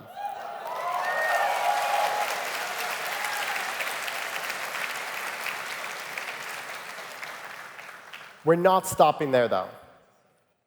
Of course, exploiters are going to move to other platforms. Over the next few months, we're going to roll out Hyperion on the Microsoft Store app. And we're starting to take on Android as the next big platform for this, starting to move those capabilities over, detecting modified binaries, obscuring security code within the app. We think we have a good beat on this. My commitment to you is we're not going to stop until you're not thinking about exploiters at all. You're just thinking about how to build the next killer competitive game on the platform. Okay.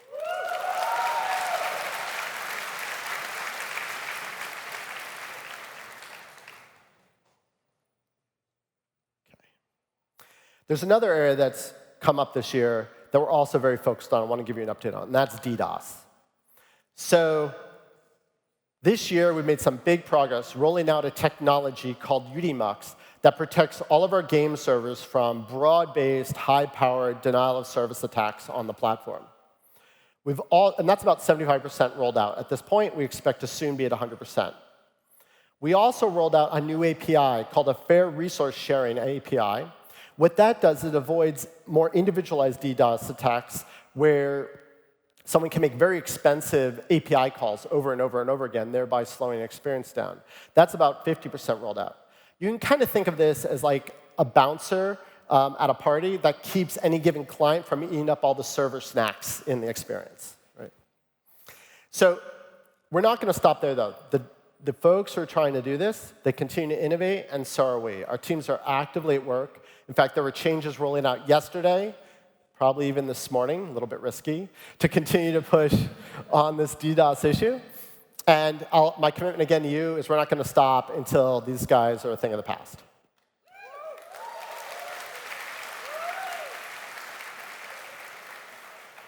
I also want to spend some time on that other category of safe things we're doing, which is around how do we work together.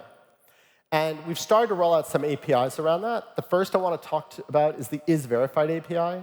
This allows you, in your experience, to understand if a user is either phone or ID verified. You can see here a great experience from Sketchy Laboratories called Boxing Beta. And they kind of use that to highlight this checkmark. Yeah, right? Round for Boxing Beta.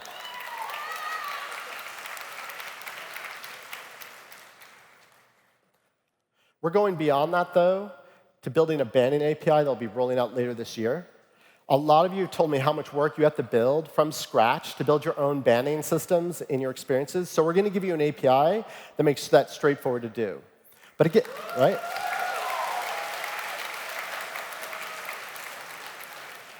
It gets better, though. It gets better because, first of all, we can then take those signals. We see the same user is being banned in a bunch of experiences. That gives us a lot of useful information. And then, even better, is as we expand this API, we'll be able to integrate our own alt account detection into this API. So if you ban someone once, when they come back,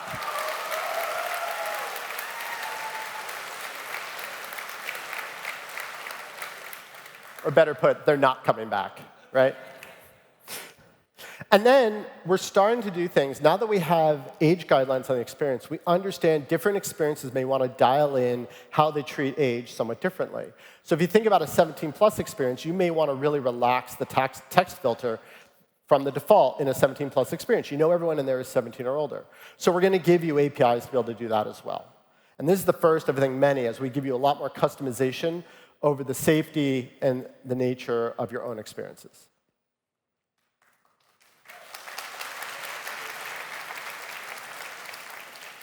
Now, we're talking about text, but one of our biggest launches this year was around voice.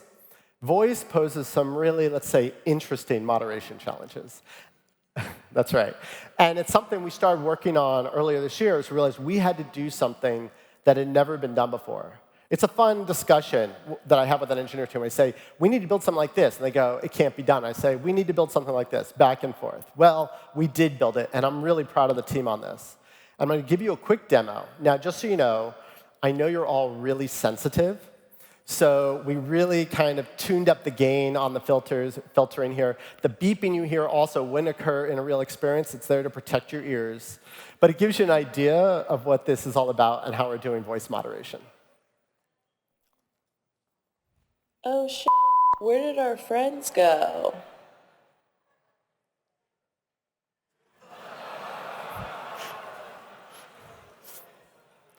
Yeah, so the first experimental rollout of this technology is going to be in English. And what we're going to do is when we detect inappropriate behavior, and it's not just swearing. We look for swearing, we look for dating, we look for our usual categories of policy misalignment. We're going to pop up this reminder or nudge to users and remind them that they can't talk like this on the platform. As we get more confidence in this AI, we will, of course, be able to take more direct action. But I'm really excited about this. Like, no one in the world, as far as we know, has deployed voice moderation at scale. And this AI doesn't just use the words, which was kind of the best state of the art. It listens to the tone of voice, which we know makes such a difference in vocal communications. So excited this is coming and something we will deliver to you.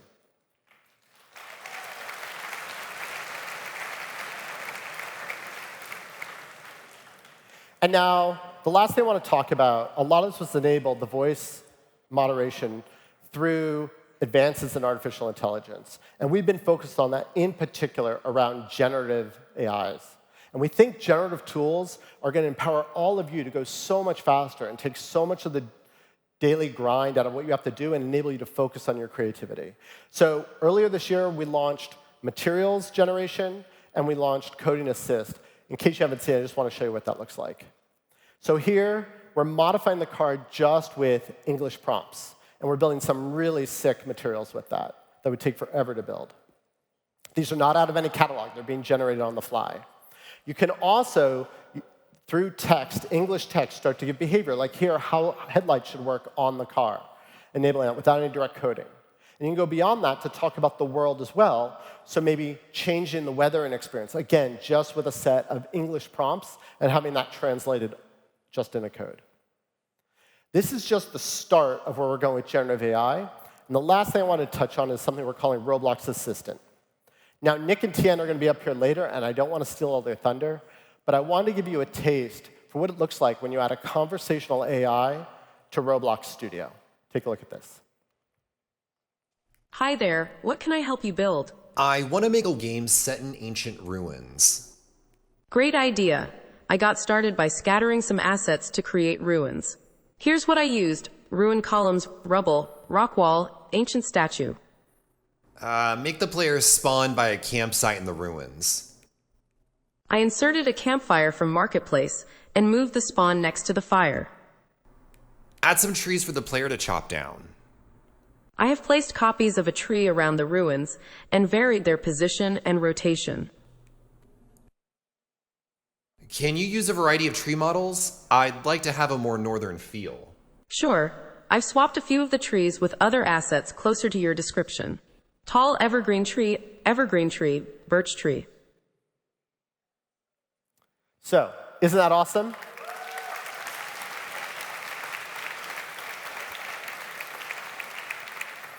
I hope you all are as excited by the deliveries this year as I am, and especially about where we're going with this platform. I really want to thank you so much for being here, and thank you for all that you do on Roblox. Please welcome back David Baszucki.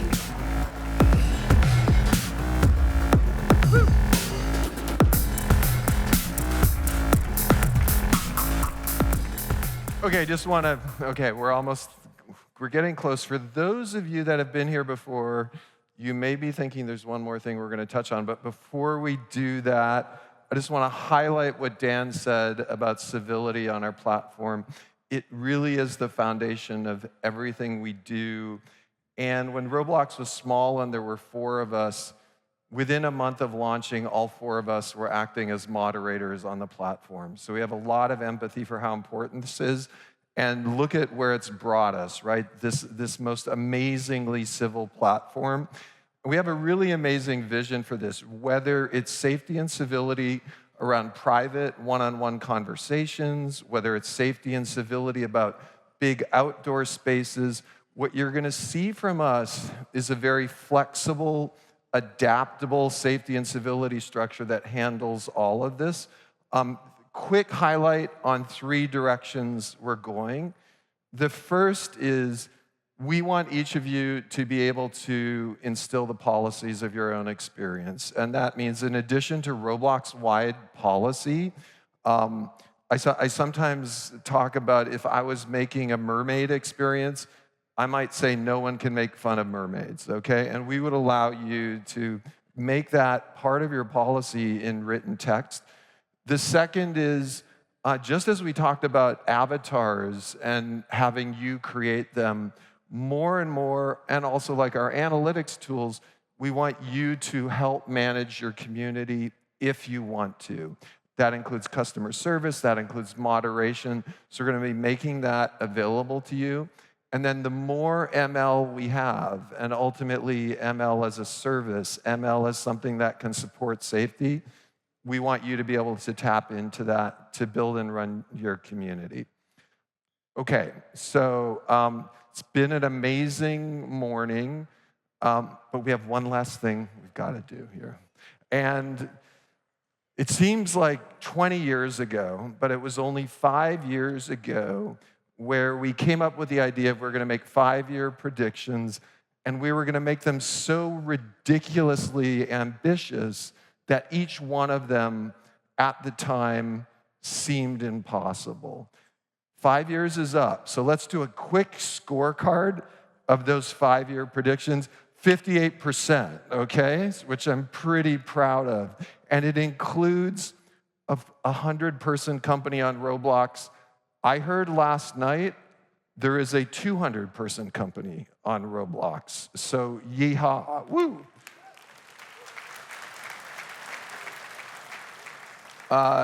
It seemed ridiculous to imagine a developer making $50 million a year. We shared some of that. That has happened, and many more things. So 58% actually feels just about right. It's aggressive.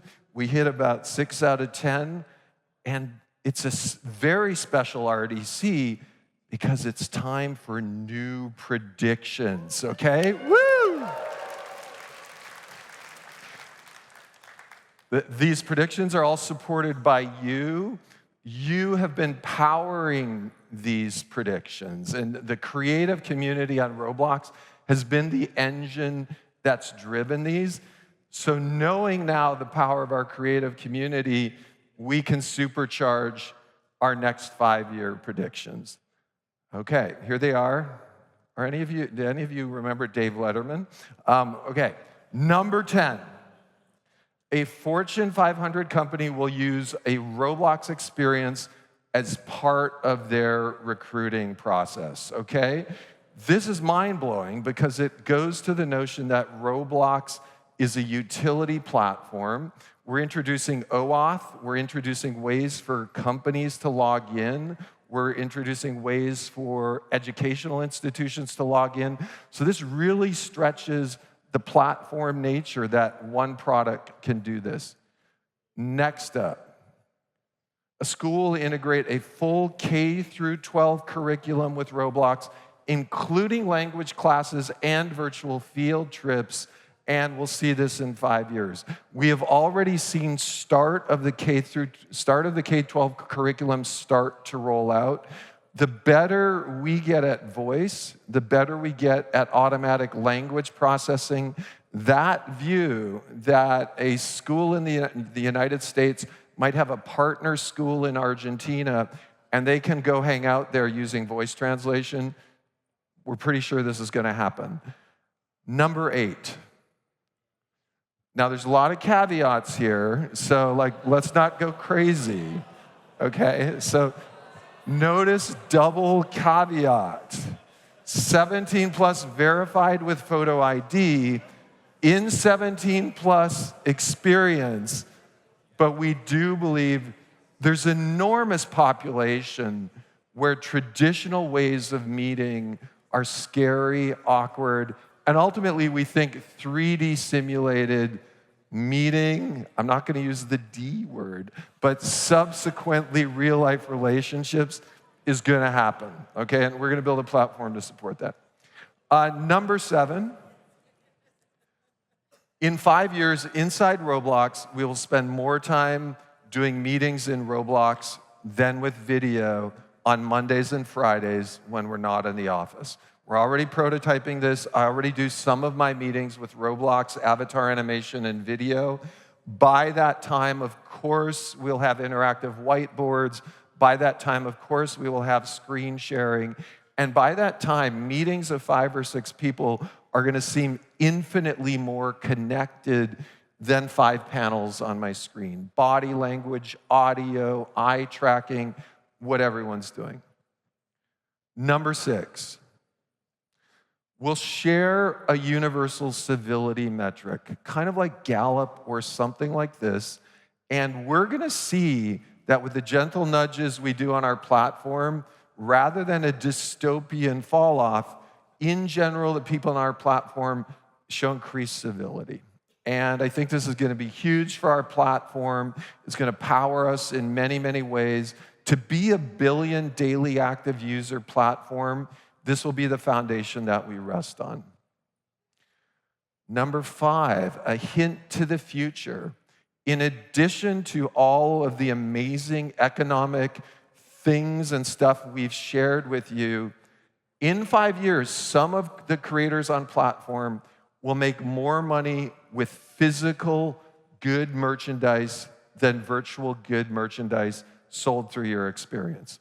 And when we think about it, it's absolutely obvious, right? We can think of many experiences, many vendors where a 3D immersive physical shopping experience just makes sense. It's kind of like, of course it has to happen. Okay, so leading up to number 4, there's 4, I have a family, there's 4 Bazooki siblings. They're so burned out on Roblox, right? They've been watching this for 20 years. They're very cynical. But in 5 years, through the quality of things like the communication apps you build and Roblox Connect and Voice, I'm going to predict organically our family is using Roblox as a frequent communication channel. And this is going to be very difficult, but I'm pretty sure it's going to happen. Okay, number 3, this one seems almost too easy based on what I've seen in the last week. And this is the notion that we're going to see a top fashion designer emerge digital first and then physical. We're going to see an amazingly creative, famous worldwide fashion designer, got their start on a platform, Roblox, amazing creativity, and then the physical world mirrors that.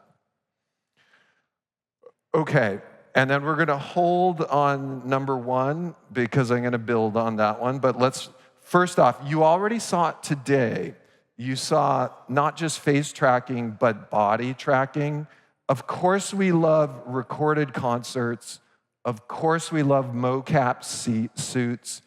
But what we really love is the spontaneity of putting your phone on a music stand, performing live to millions of people. And our prediction is that in 5 years, we'll see a live performance with 1 million people with really camera-tracked animation in real life.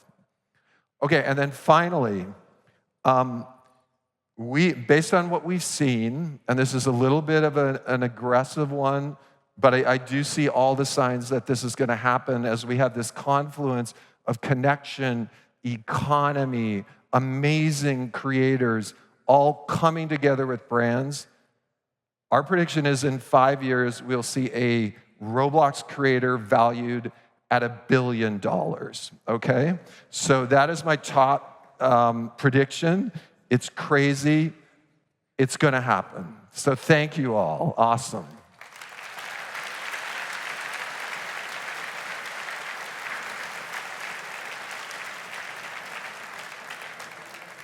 Now, the difficult thing about doing this live with all of you, these are etched in stone. So we are fully committed. These can never change.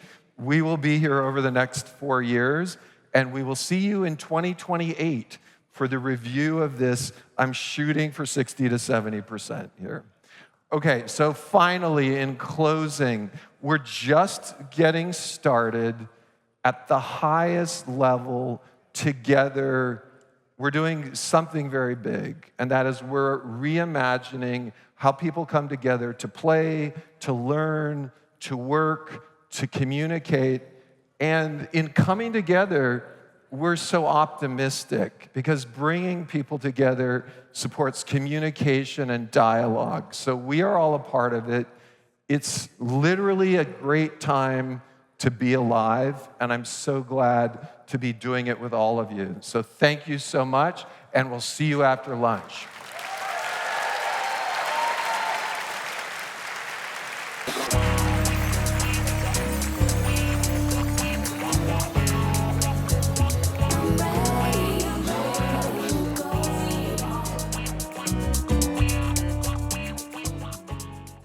Please welcome Roblox Vice President of Engineering, Creator, Nick Torno, and Vice President of Product Creator, Tien Lim.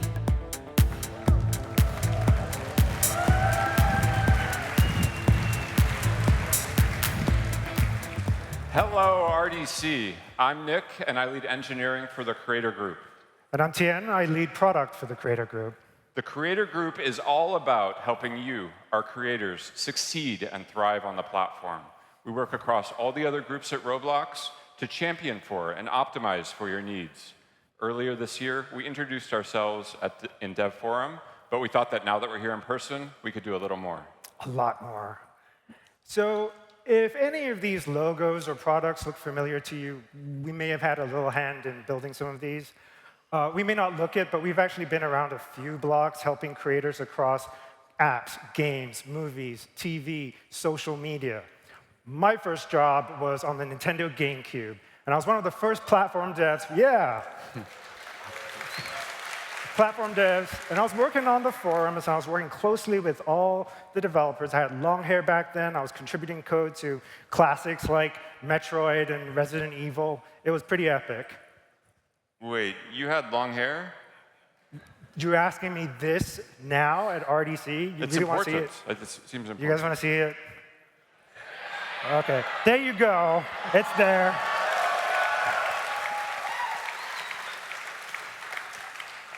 Very impressive, very handsome. I've been around the block too. As an early employee at Zynga, I helped ship games like Cityville and helped build our internal platform for building games. I've always been fascinated by the potential for technology to help connect people together. And at Twitter after that, I saw firsthand how technology can help people share their story and learn and grow together. But I think we can safely say that we've never quite encountered a community quite like you. You are also passionate, creative, vocal, yeah? But most importantly, and more than any other place that we've ever been, this is a real community. You can feel it in the air here at RDC, and it's this community that's going to power Roblox to achieve its vision.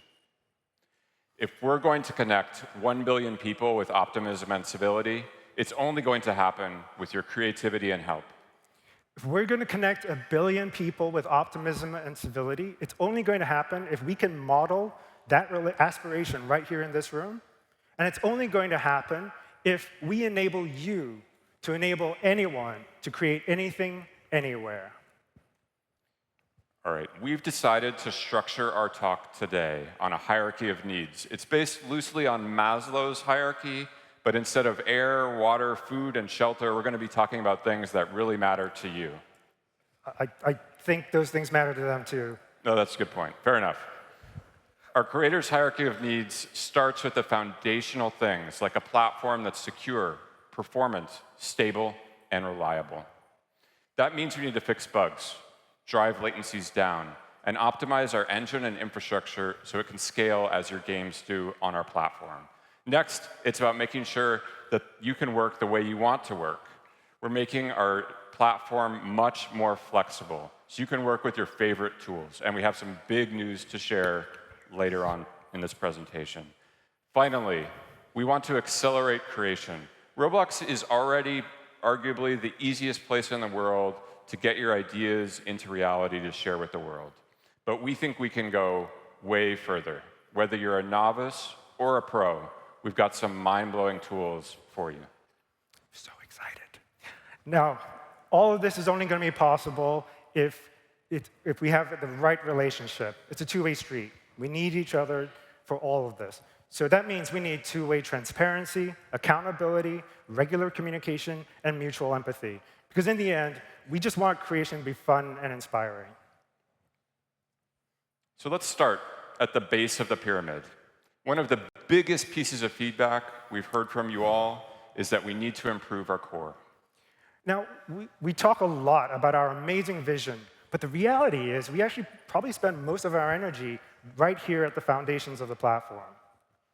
So let's start with the things that matter to you on a day-to-day basis, like bugs. So we've recently revamped our dev forum bug process, so every bug you file now has an owner. In April of this year, only 45% of bugs had an owner, but now 98% of them do. Now, it doesn't mean that they're all going to get fixed, but at least you know someone's looking at it, and you have a much higher chance of seeing some clearer resolution. We're also working on opening up the bug reporting process to more of the community, so watch out for that. The broader theme here is we want you to be able to enter and stay in a flow state as you're using Studio and our tool chain. Bugs are part of that, but we've also started tracking a new stat called uninterrupted Studio session time. Last year, this was a measly 30 hours, and now we're up to 80 hours. This means you can work for weeks at a time without experiencing a crash in studio. Thank you. This is stuff we don't talk about a lot because it's small. You know, it's a bunch of little things, but we spend a ton of energy here, and I'm glad that you're seeing it. We're also working on hangs. Another thing we've seen is that when your network is flaky at home, or maybe your computer goes to sleep and wakes back up, we had this kind of annoying reconnect flow. It's now the case that we'll auto-reconnect, and this can get you back into the creative mode immediately. We've been improving scripting latency. Scripting latency is down 22%. This means when you type a key, how long does it take to show up on the screen? That's the P50. And the P99 is down by more than 48%, and we're going to keep going. We've also added support for Apple Silicon. For those of you who use these devices, we're seeing much more stability and higher performance on those devices. We know there's a lot more to do on all of these fronts, and we want to continue to hear from you. Please let us know what's slowing you down.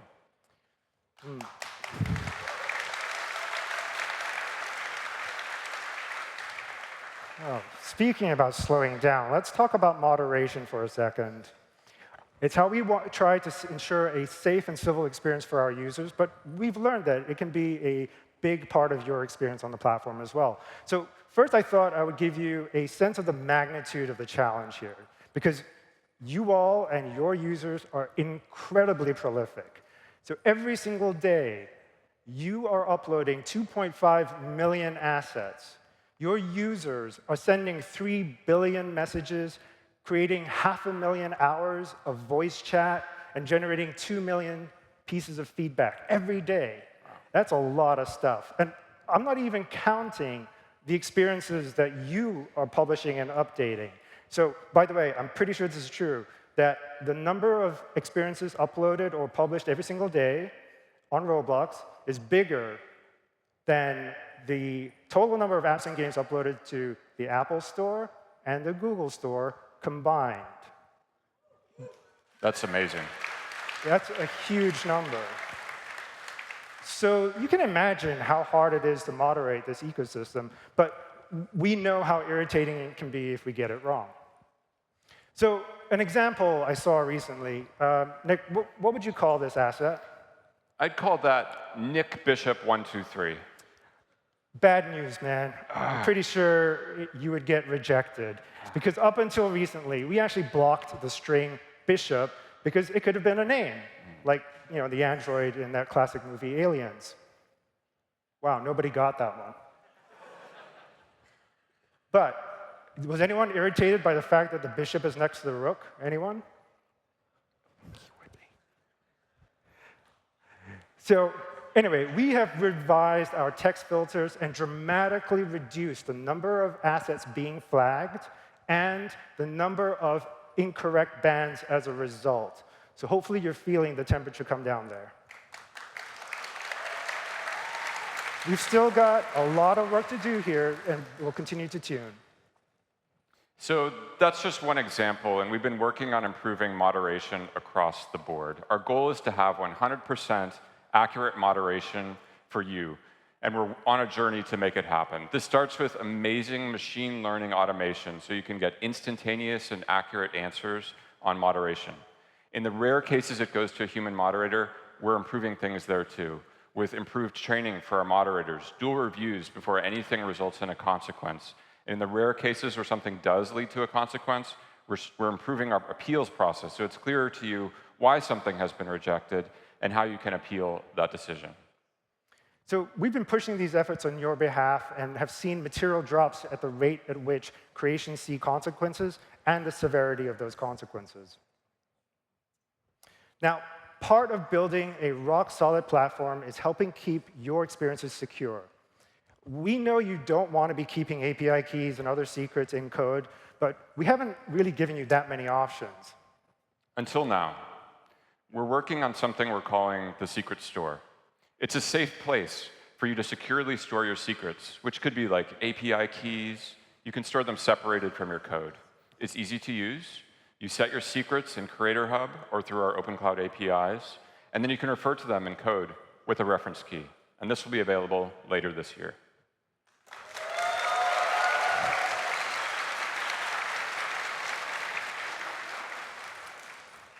Quickly continuing on the theme of improving your quality of life, we recently rolled out the new Creator homepage. It pulls together all your critical assets, key insights, and product announcements. So it's your one-stop shop, bird's-eye view into how all your creations are doing. Finding things in the Creator Marketplace has also historically been really hard. I remember at RDC last year, several of you came to me saying, Nick, why is it so hard to find audio assets and music on the Marketplace? Since then, we've deployed semantic search across the Creator Marketplace. And you can see an example of this. On the left here, when you search for brick house with smoke coming out of the chimney, you used to receive no results, because no one ever named an asset that literal string.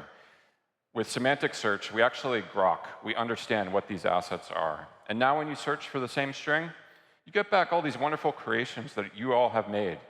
And we're seeing this for audio, too. We're seeing more insertions into your experiences. It's making them richer, and there's much more to come here. Now, before we continue up this pyramid, let's take a little detour to discuss how we get to the top. And that's about the relationship you have with Roblox. So your relationship with Roblox might be 6 years old like mine, or 16, 17 years for some of you. That is a long time. And those kinds of relationships evolve, but the way they stay strong is with transparency, accountability, communication, and mutual empathy. We're trying to keep up our end of the bargain. It's why we started the roadmap, to give you more visibility and insight into what we're doing, and why we've been advocating internally to make sure that your needs and points of view are being heard across the whole company. The thing we ask from you is just to assume good intent. There's a lot of historical stuff that you have a lot more context on than we do. There are probably things we'll be talking about that you'll be wondering, why is Roblox quiet on all these things that have been bugging me for years? We want to make sure Roblox is not quiet.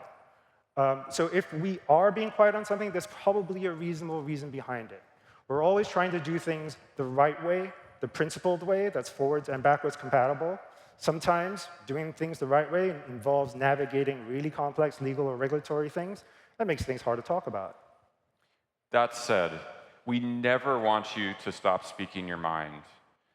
Let us know if you think we're on the wrong path. But again, please assume good intent. We're co-building this platform together. And that doesn't mean we're always going to agree on everything all the time. But that's OK. What's important is that we share our points of view with respect, we listen to each other, and we really try to understand each other. And so all we ask of you is that you trust that we're headed in the same direction, striving for the same goals.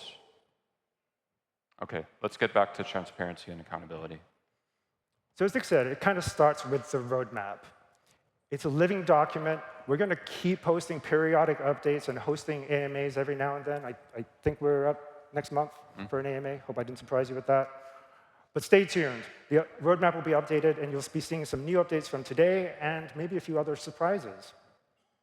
So we're always looking for new ways to engage with you, but we also want to help you all engage with one another. You all have amazing learnings, amazing knowledge, and we want to make it easier for you to share those learnings with one another, to learn from each other. This is why we relaunched Creator Events. It's a way for you to learn from each other by watching live virtual events, and an opportunity to host virtual events yourself. So as part of Creator Events, in July of this year, we put on an event called Roblox Connect. It's a global creator conference driven by you, the community.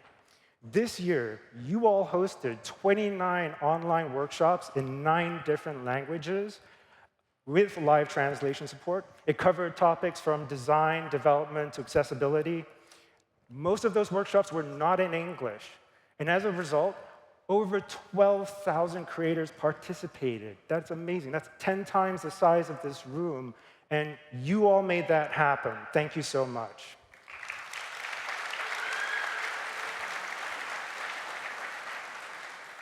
Tian, I just thought of something. Didn't we just name that video calling app Connect? Oh, yeah. Let me fix this slide real quick, and let's move on. All right. Okay, how else can we make it easier for y'all to help each other? How about those docs you've been complaining about and itching to fix? Just last week, we open sourced our docs.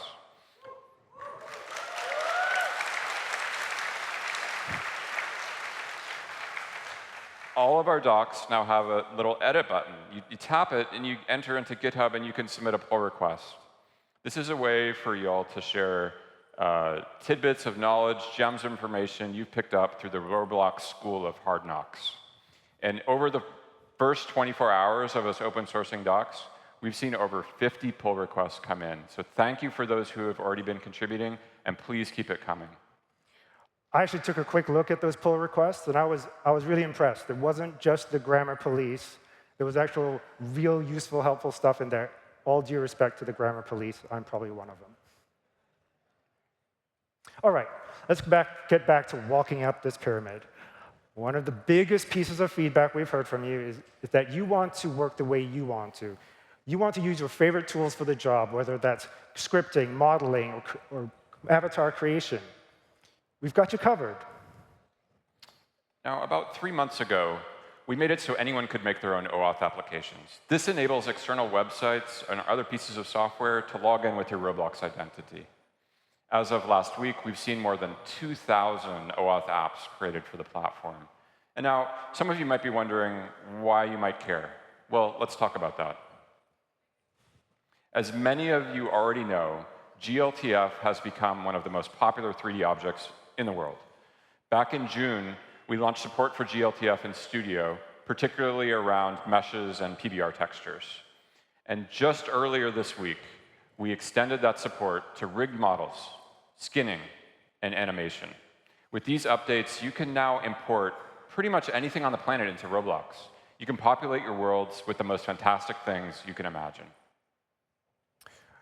We also know a lot of you like to use Blender to create your assets and to design items. So we recently launched an open source Blender add-on where you can provide your Roblox credentials to Blender, and we'll be able to link your Blender meshes and models and update them automatically in Studio.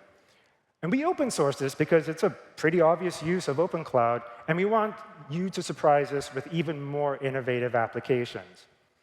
Now, Manuel already showed a slide of some of the wonderful avatars that you've been submitting, but Nick and I thought we should put our own version of that up there as well and pick some of our favorites.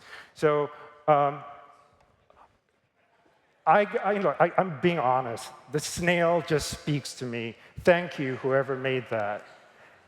And Nick, I'm pretty sure that teddy bear is your avatar? Yeah, I'm just a big teddy bear. That's me, on the inside. Anyways, we're super excited about what you're all going to make. I think I'd like to see generally a little more gender inclusion, some diversity, and some realistic avatars.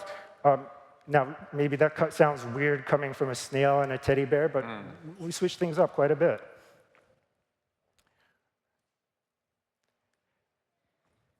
All right, changing gears.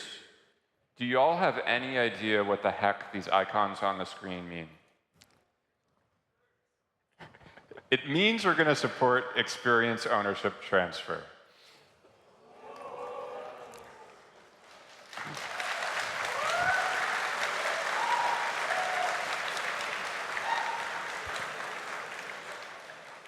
One of the amazing things about Roblox is you never know when an experience you're just tinkering on and doing in your spare time is going to take off, and you're going to need a whole group of people working on it. And we also know we've never really provided you a way to transfer that experience to a group. We're in early testing with a manual process for this. It's surprisingly complicated, and I won't get into it, but we hope in 2024 you can self-serve transfer experiences from user accounts to groups. That's huge.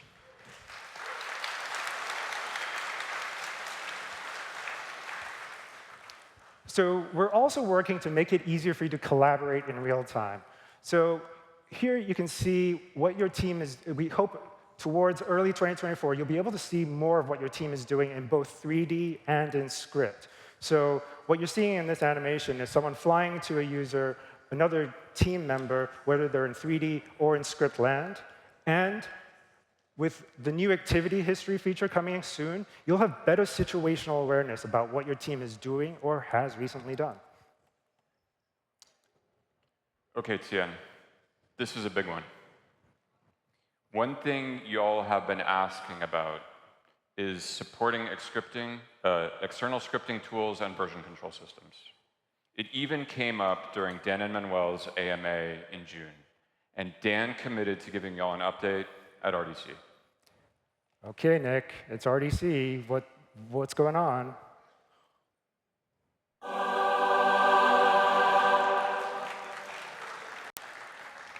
The moment has come.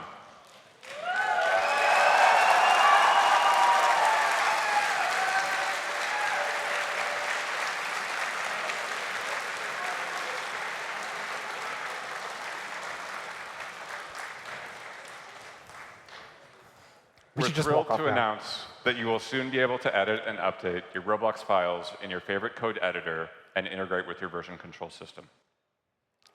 Here, you can see how you can move back and forth between scripting within Visual Studio.code and Studio. This is possible because OpenCloud will be giving you the ability to update scripts. And this is not the end state. We expect OpenCloud will be able to update any aspect of your experience. So that's huge.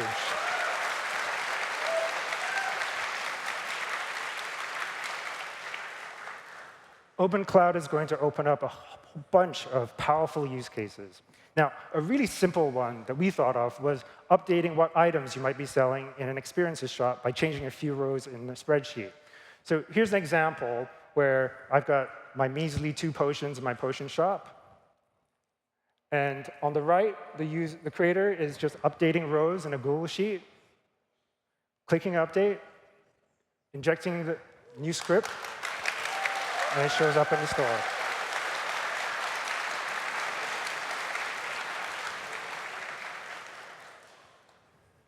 All right, let's keep marching up this pyramid. And now we're going to switch gears to some of the more innovative parts of what we've been working on. We want to help you get your ideas into reality faster. And one of the major ways we see this happening is through use of generative AI. Creators will use solutions to craft and realize their ideas faster than ever before. Dan already gave you a little preview. He stole our thunder a little bit. Totally. But we're going to give you a little preview of what we've been working on, and we have more to show. So we have been seeing all the clever and unique ways that you've already been using AI to assist the creative process. So the creators at OffPath, anybody here, created AI Outfit Creator, where you can easily equip yourselves with an AI-generated wardrobe like Pirate Zombie or Surfer, Ice Cream Surfer. Ice Cream Surfer, that's a great one. I like it too. And the creators of Frontlines have been using Gen AI to prototype new art styles and new concepts and PBR surface materials. And you're going to be seeing some of the results of that in their next big update.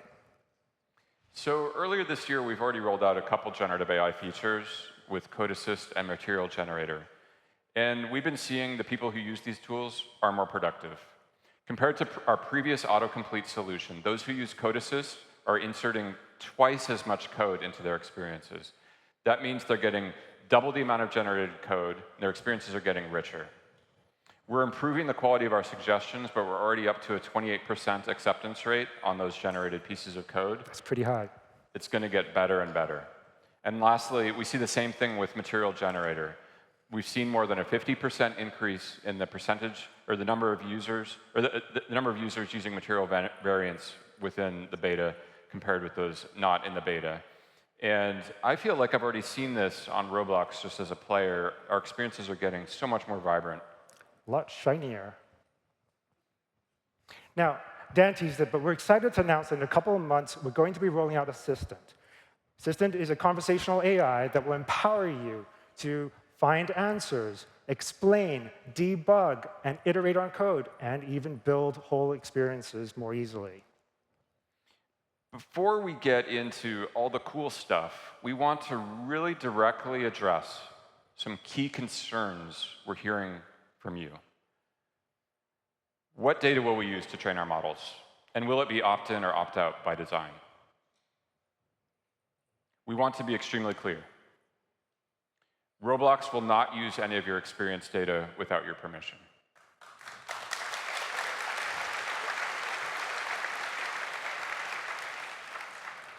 Currently, we're only training our AI models using publicly available data from places like the Creator Marketplace.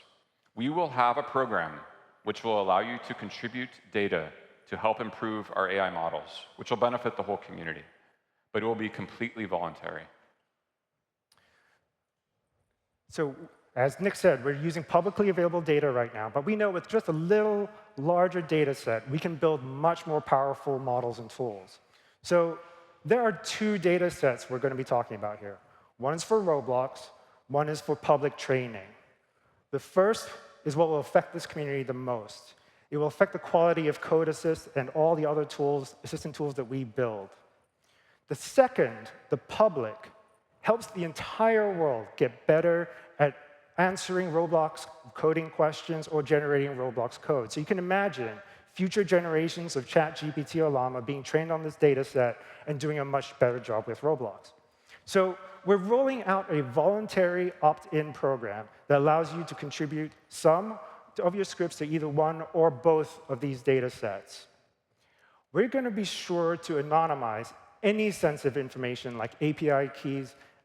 And actually, our processing won't even take anything that looks remotely unique. We're mainly interested in code snippets that lots of people are actually using. So as a result, your secret sauce is always going to be safe. So again, this is completely voluntary. You can still use our AI tools, even if you don't participate. But if you do, you'll get access to the best models that we have. All right, we hope that's really clear to y'all. And there's documentation and details on all of this on our website that you can learn more. But now let's shift to what these models will actually get you. And let's talk about learning. Whether you're brand new to Roblox or a seasoned veteran, our vision is that Assistant will help you get to answers faster. Here we see an example of a creator looking to improve the retention on their experience. They ask the assistant, and they get back a detailed list of things to consider and maybe steps to take to improve retention. These results are tailored to that user based upon what they've asked for and based upon the situation they're in. So you used to work at Zynga. Is that a pretty good list there? I think it's something we would consider, yes. Well, it's pretty good then. So we launched Code Assist back in March, but we were wondering, how else can we help? And the team thought, don't you just love reviewing someone else's code? Not yours. Yeah, but dude, I'm so out of practice. But luckily, now Assistant can do it for you. So here in this animation, what you're seeing is the creator going over to a script, wondering who wrote this and what does it do, highlighting the script and asking the assistant, please explain this to me. And what you see is the assistant quite verbosely explaining in plain English what the code does. And while it was at it, it discovered, hey, wait a second. There's probably a bug in here. Would you like me to fix it for you? It's not surprising. Ouch. Yeah. Kick me while I'm down. It's pretty cool.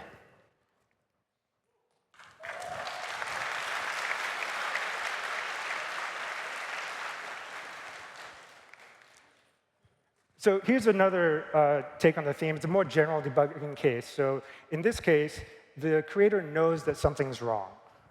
And it asks the assistant, why is my animation not playing? The assistant looks through the code and quickly finds a potential culprit, suggests a fix, and shows you exactly what it did. It's pretty cool. Yeah.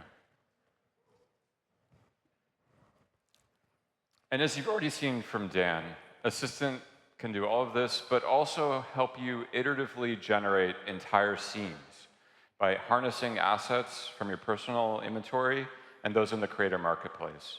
Here you can see a creator interacting with Assistant. And in addition to the work that Dan showed, let's actually build this into a full game. So here we'll start with a little bit of a campfire. Let's have a game about collecting firewood. That's why we have some trees, but we're going to want different types of trees.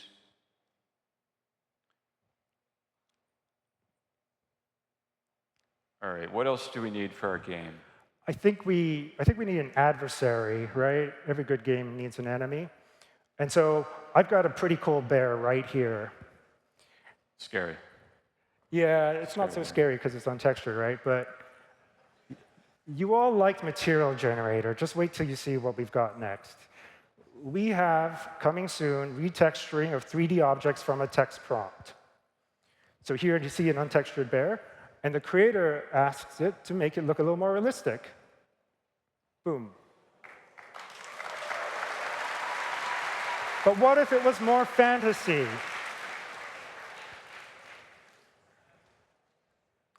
How can I get some of that armor for my teddy bear avatar? Glad you asked, because that is a fantastic reason for you and everybody here to go to Steph's live demo tomorrow. We're actually going to be demoing this live. It's pretty amazing stuff.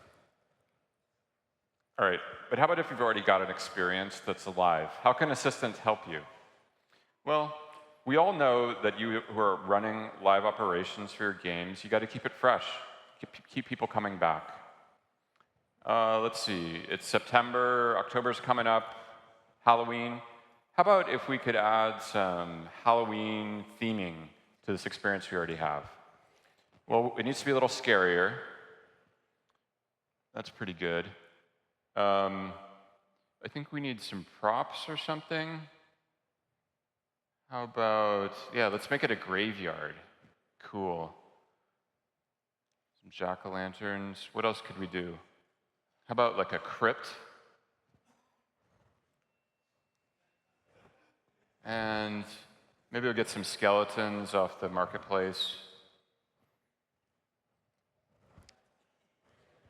Pretty good. I think we can ship it. I don't know if I'd ship that, but it's pretty cool. And we can't wait to see what you all how you all find ways to use it. So we've been talking about all these things we want you to be able to do, but how do you extend these superpowers to your users? We believe in the future of creation of anything, anywhere, by anyone, because creation is fun, it's powerful, it's inspiring, it's empowering. And we're super excited that many of you have embraced that ethos with amazing building experiences that spark our users' creativity, like Build a Boat for Treasure or Islands. We're really excited to where you all take this, and I honestly believe that one of you out there is going to build a better studio than us. Most recently, we've been excited to see this new experience called World Lab from Super Social coming soon. They have built some pretty amazing in-experience, no-code building tools. These are the kinds of things that just might help spark that next level of richness for in-experience creation. It's pretty cool. So cool. But while creators you've been able to allow building these things, have always been kind of trapped within the walls of that one experience. Until now. For the first time ever in August, we made it so you could publish packages from Inexperience and save them to your inventory. You can see here how a user can customize the paint color of this car and then take it out into their inventory. But this is just the beginning. So that car you just saw, it's now a platform package. If I inspect that car, I'll be able to see which experience built it. And we think that all this creation of accessories, packages, avatars, experiences, those all now become your next calling cards. Let's take avatars and accessories. You already have a sense of how important they're becoming. You saw that from the announcement of Roblox Connect and how prominently users are going to see their avatars, and we're really excited to see where you take them.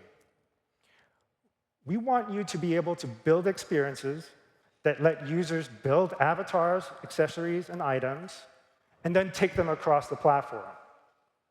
Each platform item created in your experience is your calling card. It will be easy for people to examine your avatar, other people's avatars, and figure out where that super cool shirt came from and jump directly to that experience. So here's an example where in the future the user is browsing Marketplace, spots something they like, finds out where it can be acquired, and is teleported to that experience.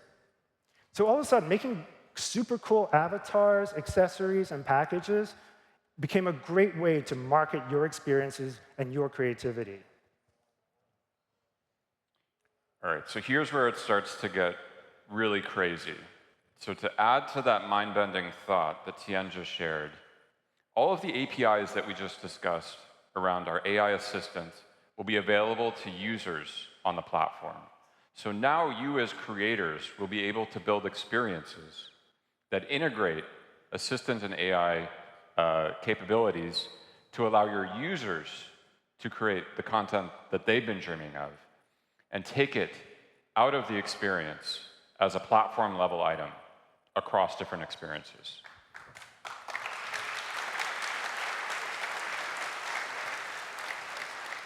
So we're really excited to see what you all do with this. And ultimately, the goal is to empower creation everywhere. You'll be able to take whatever you created in one experience to another experience. Imagine an experience where you design a fabric, and you take that fabric out. Imagine another experience where you bring your fabric in and you design a coat using that fabric. Now you take that coat out, and now you go to an experience that lets you build a shop. And in that shop, you can put all the coats and other things that you've built. And you can publish that as an experience. Now you're running your own store. You haven't even downloaded Studio. You're just using different experiences to build an entire experience. You can even imagine taking that experience of that shop and putting it into a mall or some sort of larger city. It's a crazy web of creation. We think you're all going to be building on these foundational capabilities and helping each other build, whether that's by making experiences that make other kinds of creation easy, or by providing cool plugins or packages on Creator Marketplace to empower other creators. And again, all of this creation, whether it's an avatar, an accessory, an experience, offers attribution back to the building experiences, creating more opportunities for you. So that's what we're doing. We're building this pyramid. It starts at the bottom with taking care of some basics of our core. Goes up to making our tools more flexible, so you can use the right tool for the job. And on top of that, there's this mind-blowing universe of possibility. We hope you have as much fun taking this platform in new and inspiring directions as we did in building it for you. We can't wait to see what you all come up with. Thanks for having us.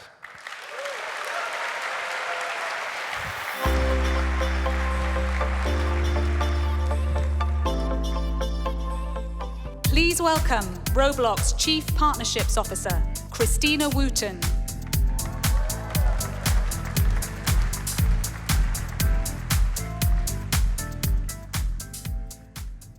Wow, this is amazing. I just want to first acknowledge all of you. As I look around this room and I think about why we're all here today. I started working with Roblox over 10 years ago, and I've had the honor to meet and work with so many of you. And I have to tell you that I am constantly inspired by all of you. You are what makes Roblox, Roblox. We have the most amazing creator community in the world. Through your ideas, innovations, creativities, and perspectives, you are creating spaces for people to come together from all over the world, connect and communicate, and have fun while doing that. People can be their true selves on our platform through their avatar and express themselves through digital fashion and beauty. And there's the opportunity in so many aspects that if you don't see it, you can create it. And that's pretty powerful. Putting creation in the hands of people all over the world with different backgrounds and perspectives, sharing your creations and joy with one another, democratizing industries, creating experiences that truly make a positive impact in people's lives. You are shaping the future for the better. Our community is growing, it's expanding. And when we say community, we're talking about all of you. Our amazing avatar item creators, We have over 2.3 million avatar item creators. Our incredible developers who have created over 15 million experiences on our platform. Brands, talent, and influencers in the room, you are also part of our growing community. There have been over 200 brand activations on Roblox with amazing year-over-year growth, and we're seeing tons of momentum. And over 275 million views of Roblox content every single day on YouTube. We see this community as an amazing ecosystem, a flywheel, all connected and helping each other drive discoverability, innovation, and amazing us, exceeding what we ever thought was possible. And new opportunities are emerging as this new ecosystem is growing. Many of you have been creating your own experiences on Roblox for years, some over a decade, and creating successful businesses by creating your own content. Roblox has also become a medium for brands to connect and engage with people all over the world, and they're creating experiences and avatar items with many of you here today. That brings us to this massive opportunity for both brands and creators to collaborate together. We're seeing more and more creators building experiences and businesses on our platform by creating for and with brands. Now, why is this such an exciting time, an opportunity to collaborate? Things are changing, and how we connect online has evolved. 20 years ago, the web was born. We consumed media, we read lists, sent emails, and visited brands' websites. Then, through social media, we started connecting with each other, sharing personal content at scale with our subscribers and our followers, and they consumed content at any time. Then brands entered the conversation, and they added value and amplification. We are now seeing over 65 million people every single day coming to our platform and connecting and communicating together with their friends. So similar to when brands and artists were first thinking about creating their website and then their social media channel, this is a new medium for them to come together, connect with people all over the world. Only instead of reading individually, watching videos, or scrolling, Roblox offers an opportunity that is immersive and truly social with massive scale. And our global audience continues to grow as Roblox is becoming a platform for everyone. We envision 1 billion users a day coming to Roblox to connect and communicate while doing things they love. And that can include learning together, shopping, expressing ourselves through digital fashion and beauty, experiencing entertainment and sports, discovering music, and fandom. And already we're seeing amazing experiences in all different genres being created by many of you today. So just like in the physical world, people want to connect and engage with their favorite brands and talent on Roblox. Brands became a big part of our community. And why do brands want to be on Roblox? All of you. They want to learn from you, collaborate together, bring stories to life. You are the experts who have been creating on Roblox for years, some over a decade. Your knowledge, creativity, and ideas are invaluable. If you each take a moment to think about your favorite brand, artist, celebrity, is there one you'd want to collaborate with? Well, guess what? Chances are they want to collaborate with you too. And many of you are already collaborating with brands and talent. Apeirophobia, Deep Woken, Frontlines, Piggy, Survive the Killer, integrated music from rock band Metallica, and had over 20 million listening sessions. The Gang partnered with Warner Brothers to integrate Shazam into Strongman Simulator and help drive 11 minutes on average session time. At its peak after launch, Strongman Simulator doubled its average daily new users and increased retention. Badamo partnered with NASCAR to integrate into Jailbreak and had a great example of a long-term collaboration. They partnered in 2021 and built a fan contest where fans designed skins and developers integrated those cars into the experiences. Following the success, NASCAR, the developer, teamed up again in 2023, and this time for a unique experience with a semi-truck in Jailbreak and a cross-promotion between Jailbreak and the NASCAR Speed Hub. Months after the launch, NASCAR vehicles are still being traded and loved by our community. These collaborations are driving enormous impact for both brands and developers, and we're looking forward to seeing all the future collaborations. It's exciting to see our partners in our community come together to innovate. Carly Kloss, a supermodel and entrepreneur, is collaborating with the community to empower creators and bring access to fashion. Here's an example of how the physical and digital fashion worlds are colliding. When I first started meeting designers on Roblox, I realized that their process is very similar to many of the traditional fashion designers that I get to work with. Talented creators like Build-A-Boy, Reverse Polarity, Rinity Rift, Furious, and Lovespun create for an audience who use digital fashion to express themselves. I've worked with each of them to evolve their editorial vision into custom collections based on different eras of fashion, and you can buy all of those collections in our pop-ups. And coming soon is an exciting update of Closet, really pushing in the creative boundaries with new avatars in fashion. Brands, talent, and creators are coming together with a purpose. Elton John came to Roblox and collaborated with developer Sawhorse and over 20 avatar item creators like Builder-Boy, Rush, Lovespun to create Beyond the Yellow Brick Road. What was so special is that this experience not only included his amazing music, his iconic fashion, but a message for us all to express ourselves and be anybody that we want to be. And that is what millions of people all over the world come to Roblox for. He showcased his creations made on Roblox in real life on stage at his US tour at the last concert at Dodger Stadium, which, by the way, was one of the highest grossing tours of all time, giving visibility to our amazing creator community. How amazing is that?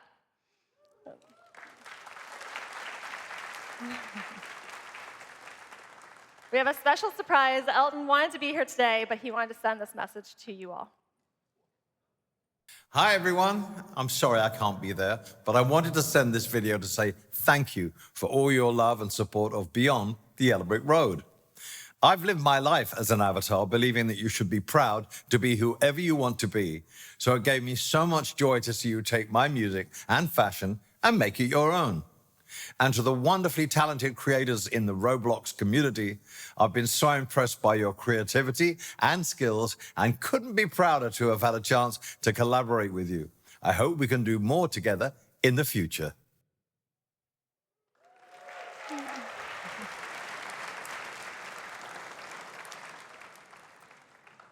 There's also an amazing opportunity on Roblox as we see fandom growing. On Roblox, it's not just about discovery of artists, but fan communities. Other platforms enable this in one of three ways: artist to fan engagement, fan to artist, or fan to fan. But on Roblox, not only are all three enabled, but uniquely happening at scale. Of 200 of the most popular musicians in the world, we found tens of thousands of fan-made experiences and groups on our platform. They're creating immersive social experiences, having real-time interactions with each other and artists, encouraging community recognition. You may have seen in Dave's presentation, twice, the K-pop phenomenon came to Roblox this year working with developer Carta, and their fans not only have created deeper relationships with each other, but also with the group, sending over 35 million fan notes, and this launched in March. When you collaborate with brands, here's what you can expect. They are keen to create meaningful connections and experiences. They want to work with you, they want to learn from you, and they want to add value to the community. Alo Yoga, whose mission is to bring awareness globally to wellness, wanted to create a space on Roblox that provided our community with a place to practice well-being. They worked with Sawhorse, influencers, and avatar item creators to bring the Alo Sanctuary to life. Through this experience, there were over 20 million meditations in the first 4 months, and to date, nearly has over 93 million visits. There is a big opportunity to do something different, to storytell, to inspire, to create purpose-driven and meaningful experiences. And brands authentically believe in what you're creating together, and they want to share that with the world. They're using their owned and paid marketing channels to promote and drive to experiences and digital fashion on Roblox, with widespread media coverage and massive social reach. In addition to brands, influencers are a huge pillar of our content ecosystem and have a vested interest in amplifying amazing, compelling experiences. In June of this year, we saw an all-time high of 275 million views per day on Roblox content on YouTube. When an influencer like Flamingo posts a video about an experience on Roblox, we see a daily active user spike, which means many of you also see a daily active user spike. This year, we've recruited 50 new influencers into our program, supporting new languages like Japanese. And we're excited to continue to see this group expand. Today, collectively, we're seeing our community really engaging with brands. There are approximately 2.3 billion visits to branded experiences, around 2 million daily active users in branded experiences, and they are spending on average nearly 12 minutes engaging in branded experiences and exploring together. But it's more than just numbers. Yes, we have massive scale and engagement on our platform, but something else is happening here. It's no longer about passively reading or watching something or scrolling through images alone. Whether you're playing a game, attending a concert, hanging out with friends, or shopping for a new outfit, real 3D memories are being created together. Now, when I was younger, I used to hang out at the mall, and that's where I spent time with my friends. After school or after work, that's where people like me would connect. 25% of all US malls will be closed by 2025. Think about that. On Roblox, people are together. They hang out, they shop, and we believe that social shopping is a massive opportunity for our community. Many brands are already seeing more visits to their Roblox experiences than their websites. Shopping is already one of the main behaviors on our platform as well, and it has been for the past decade. People search and purchase virtual items for their avatars daily, and there are 1.8 billion items sold in 2022. So we're excited to see what you all continue to create, including new experiences like shops. More to come here soon. Now, as our community grows and more experiences are being created by creators and brands, the more discovery becomes. Immersive ads allows members of the community to drive discovery and awareness for what they've created.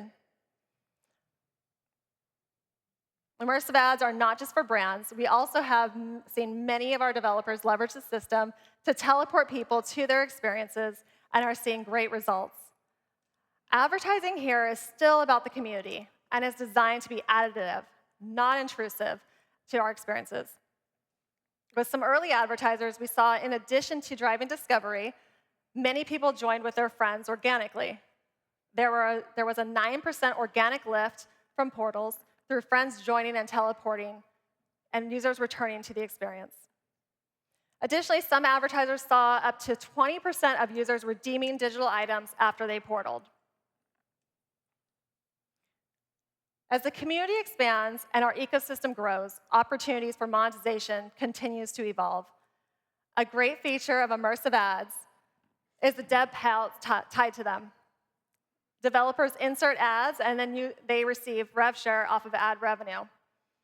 We saw cumulative payouts increase 30% in June, and as a result, saw a number of publishers increase by 50.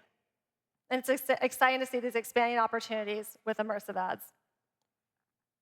We're going to keep supporting these opportunities. And as you saw in Nick and Tian's presentation, examples of all the ways we are constantly pushing beyond what we could have ever imagined, using new tech, feedback from the community, and each other to create amazing experiences and virtual items. So today, we're excited to share some really amazing experiences coming out of our Roblox Community Fund. These partnerships help demonstrate the promise of teaching and learning immersively on Roblox. Through the Community Fund, Roblox continues to invest in outstanding educational partners and developers to bring rich, compelling subject areas to life in interactive, dynamic experiences. These partnerships help us demonstrate the promise of teaching and learning immersively on Roblox. Through the Community Fund, Roblox continues to invest in outstanding educational partners and developers to bring rich, compelling subject areas to life in interactive, dynamic experiences. And I'm excited to share 3 new phenomenal experiences that are just about to launch. RoboCo Sports League from First and Filament Games, Code Combat World from Code Combat, and Chemistry Lab Escape Room by Wonderworks from the team also at Goldie Blocks. That's great.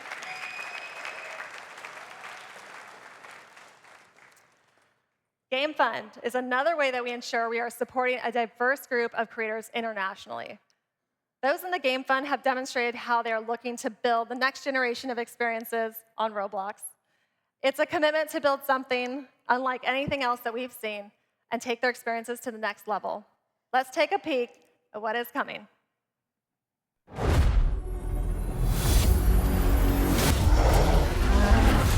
For the power, I'm just counting the hours. My inner beast is ready to feast. Competition devoured. You ready? This is the moment. How bad do you want it? Give it your all and you'll never fall against any opponent. This is my life. Hit 'em down for the fight. Hit 'em left and right. This is my light. It's blinding and bright. Watch and learn. Keep it steady right now. I'm a legend. I'm ready right now. Who's gonna stop me once I get it lit? Great, I was made for this. Legendary, the queen of the ring. Look at me, I'm supreme in this thing. Had my back against the ropes now. They all telling me I'm dope now. Mama told me that the sky's the limit.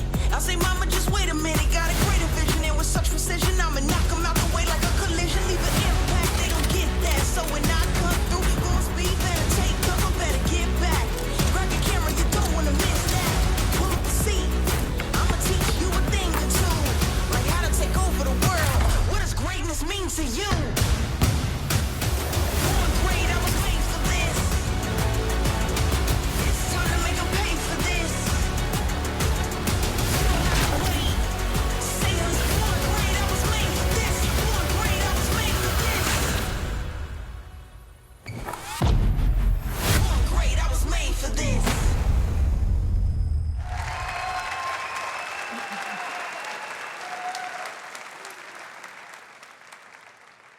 This is such an exciting time. I also want to announce 3 new experiences that are alive on Roblox today. Playgrounds Basketball, Eternal Heroes, and Skull Beat. Go check them out.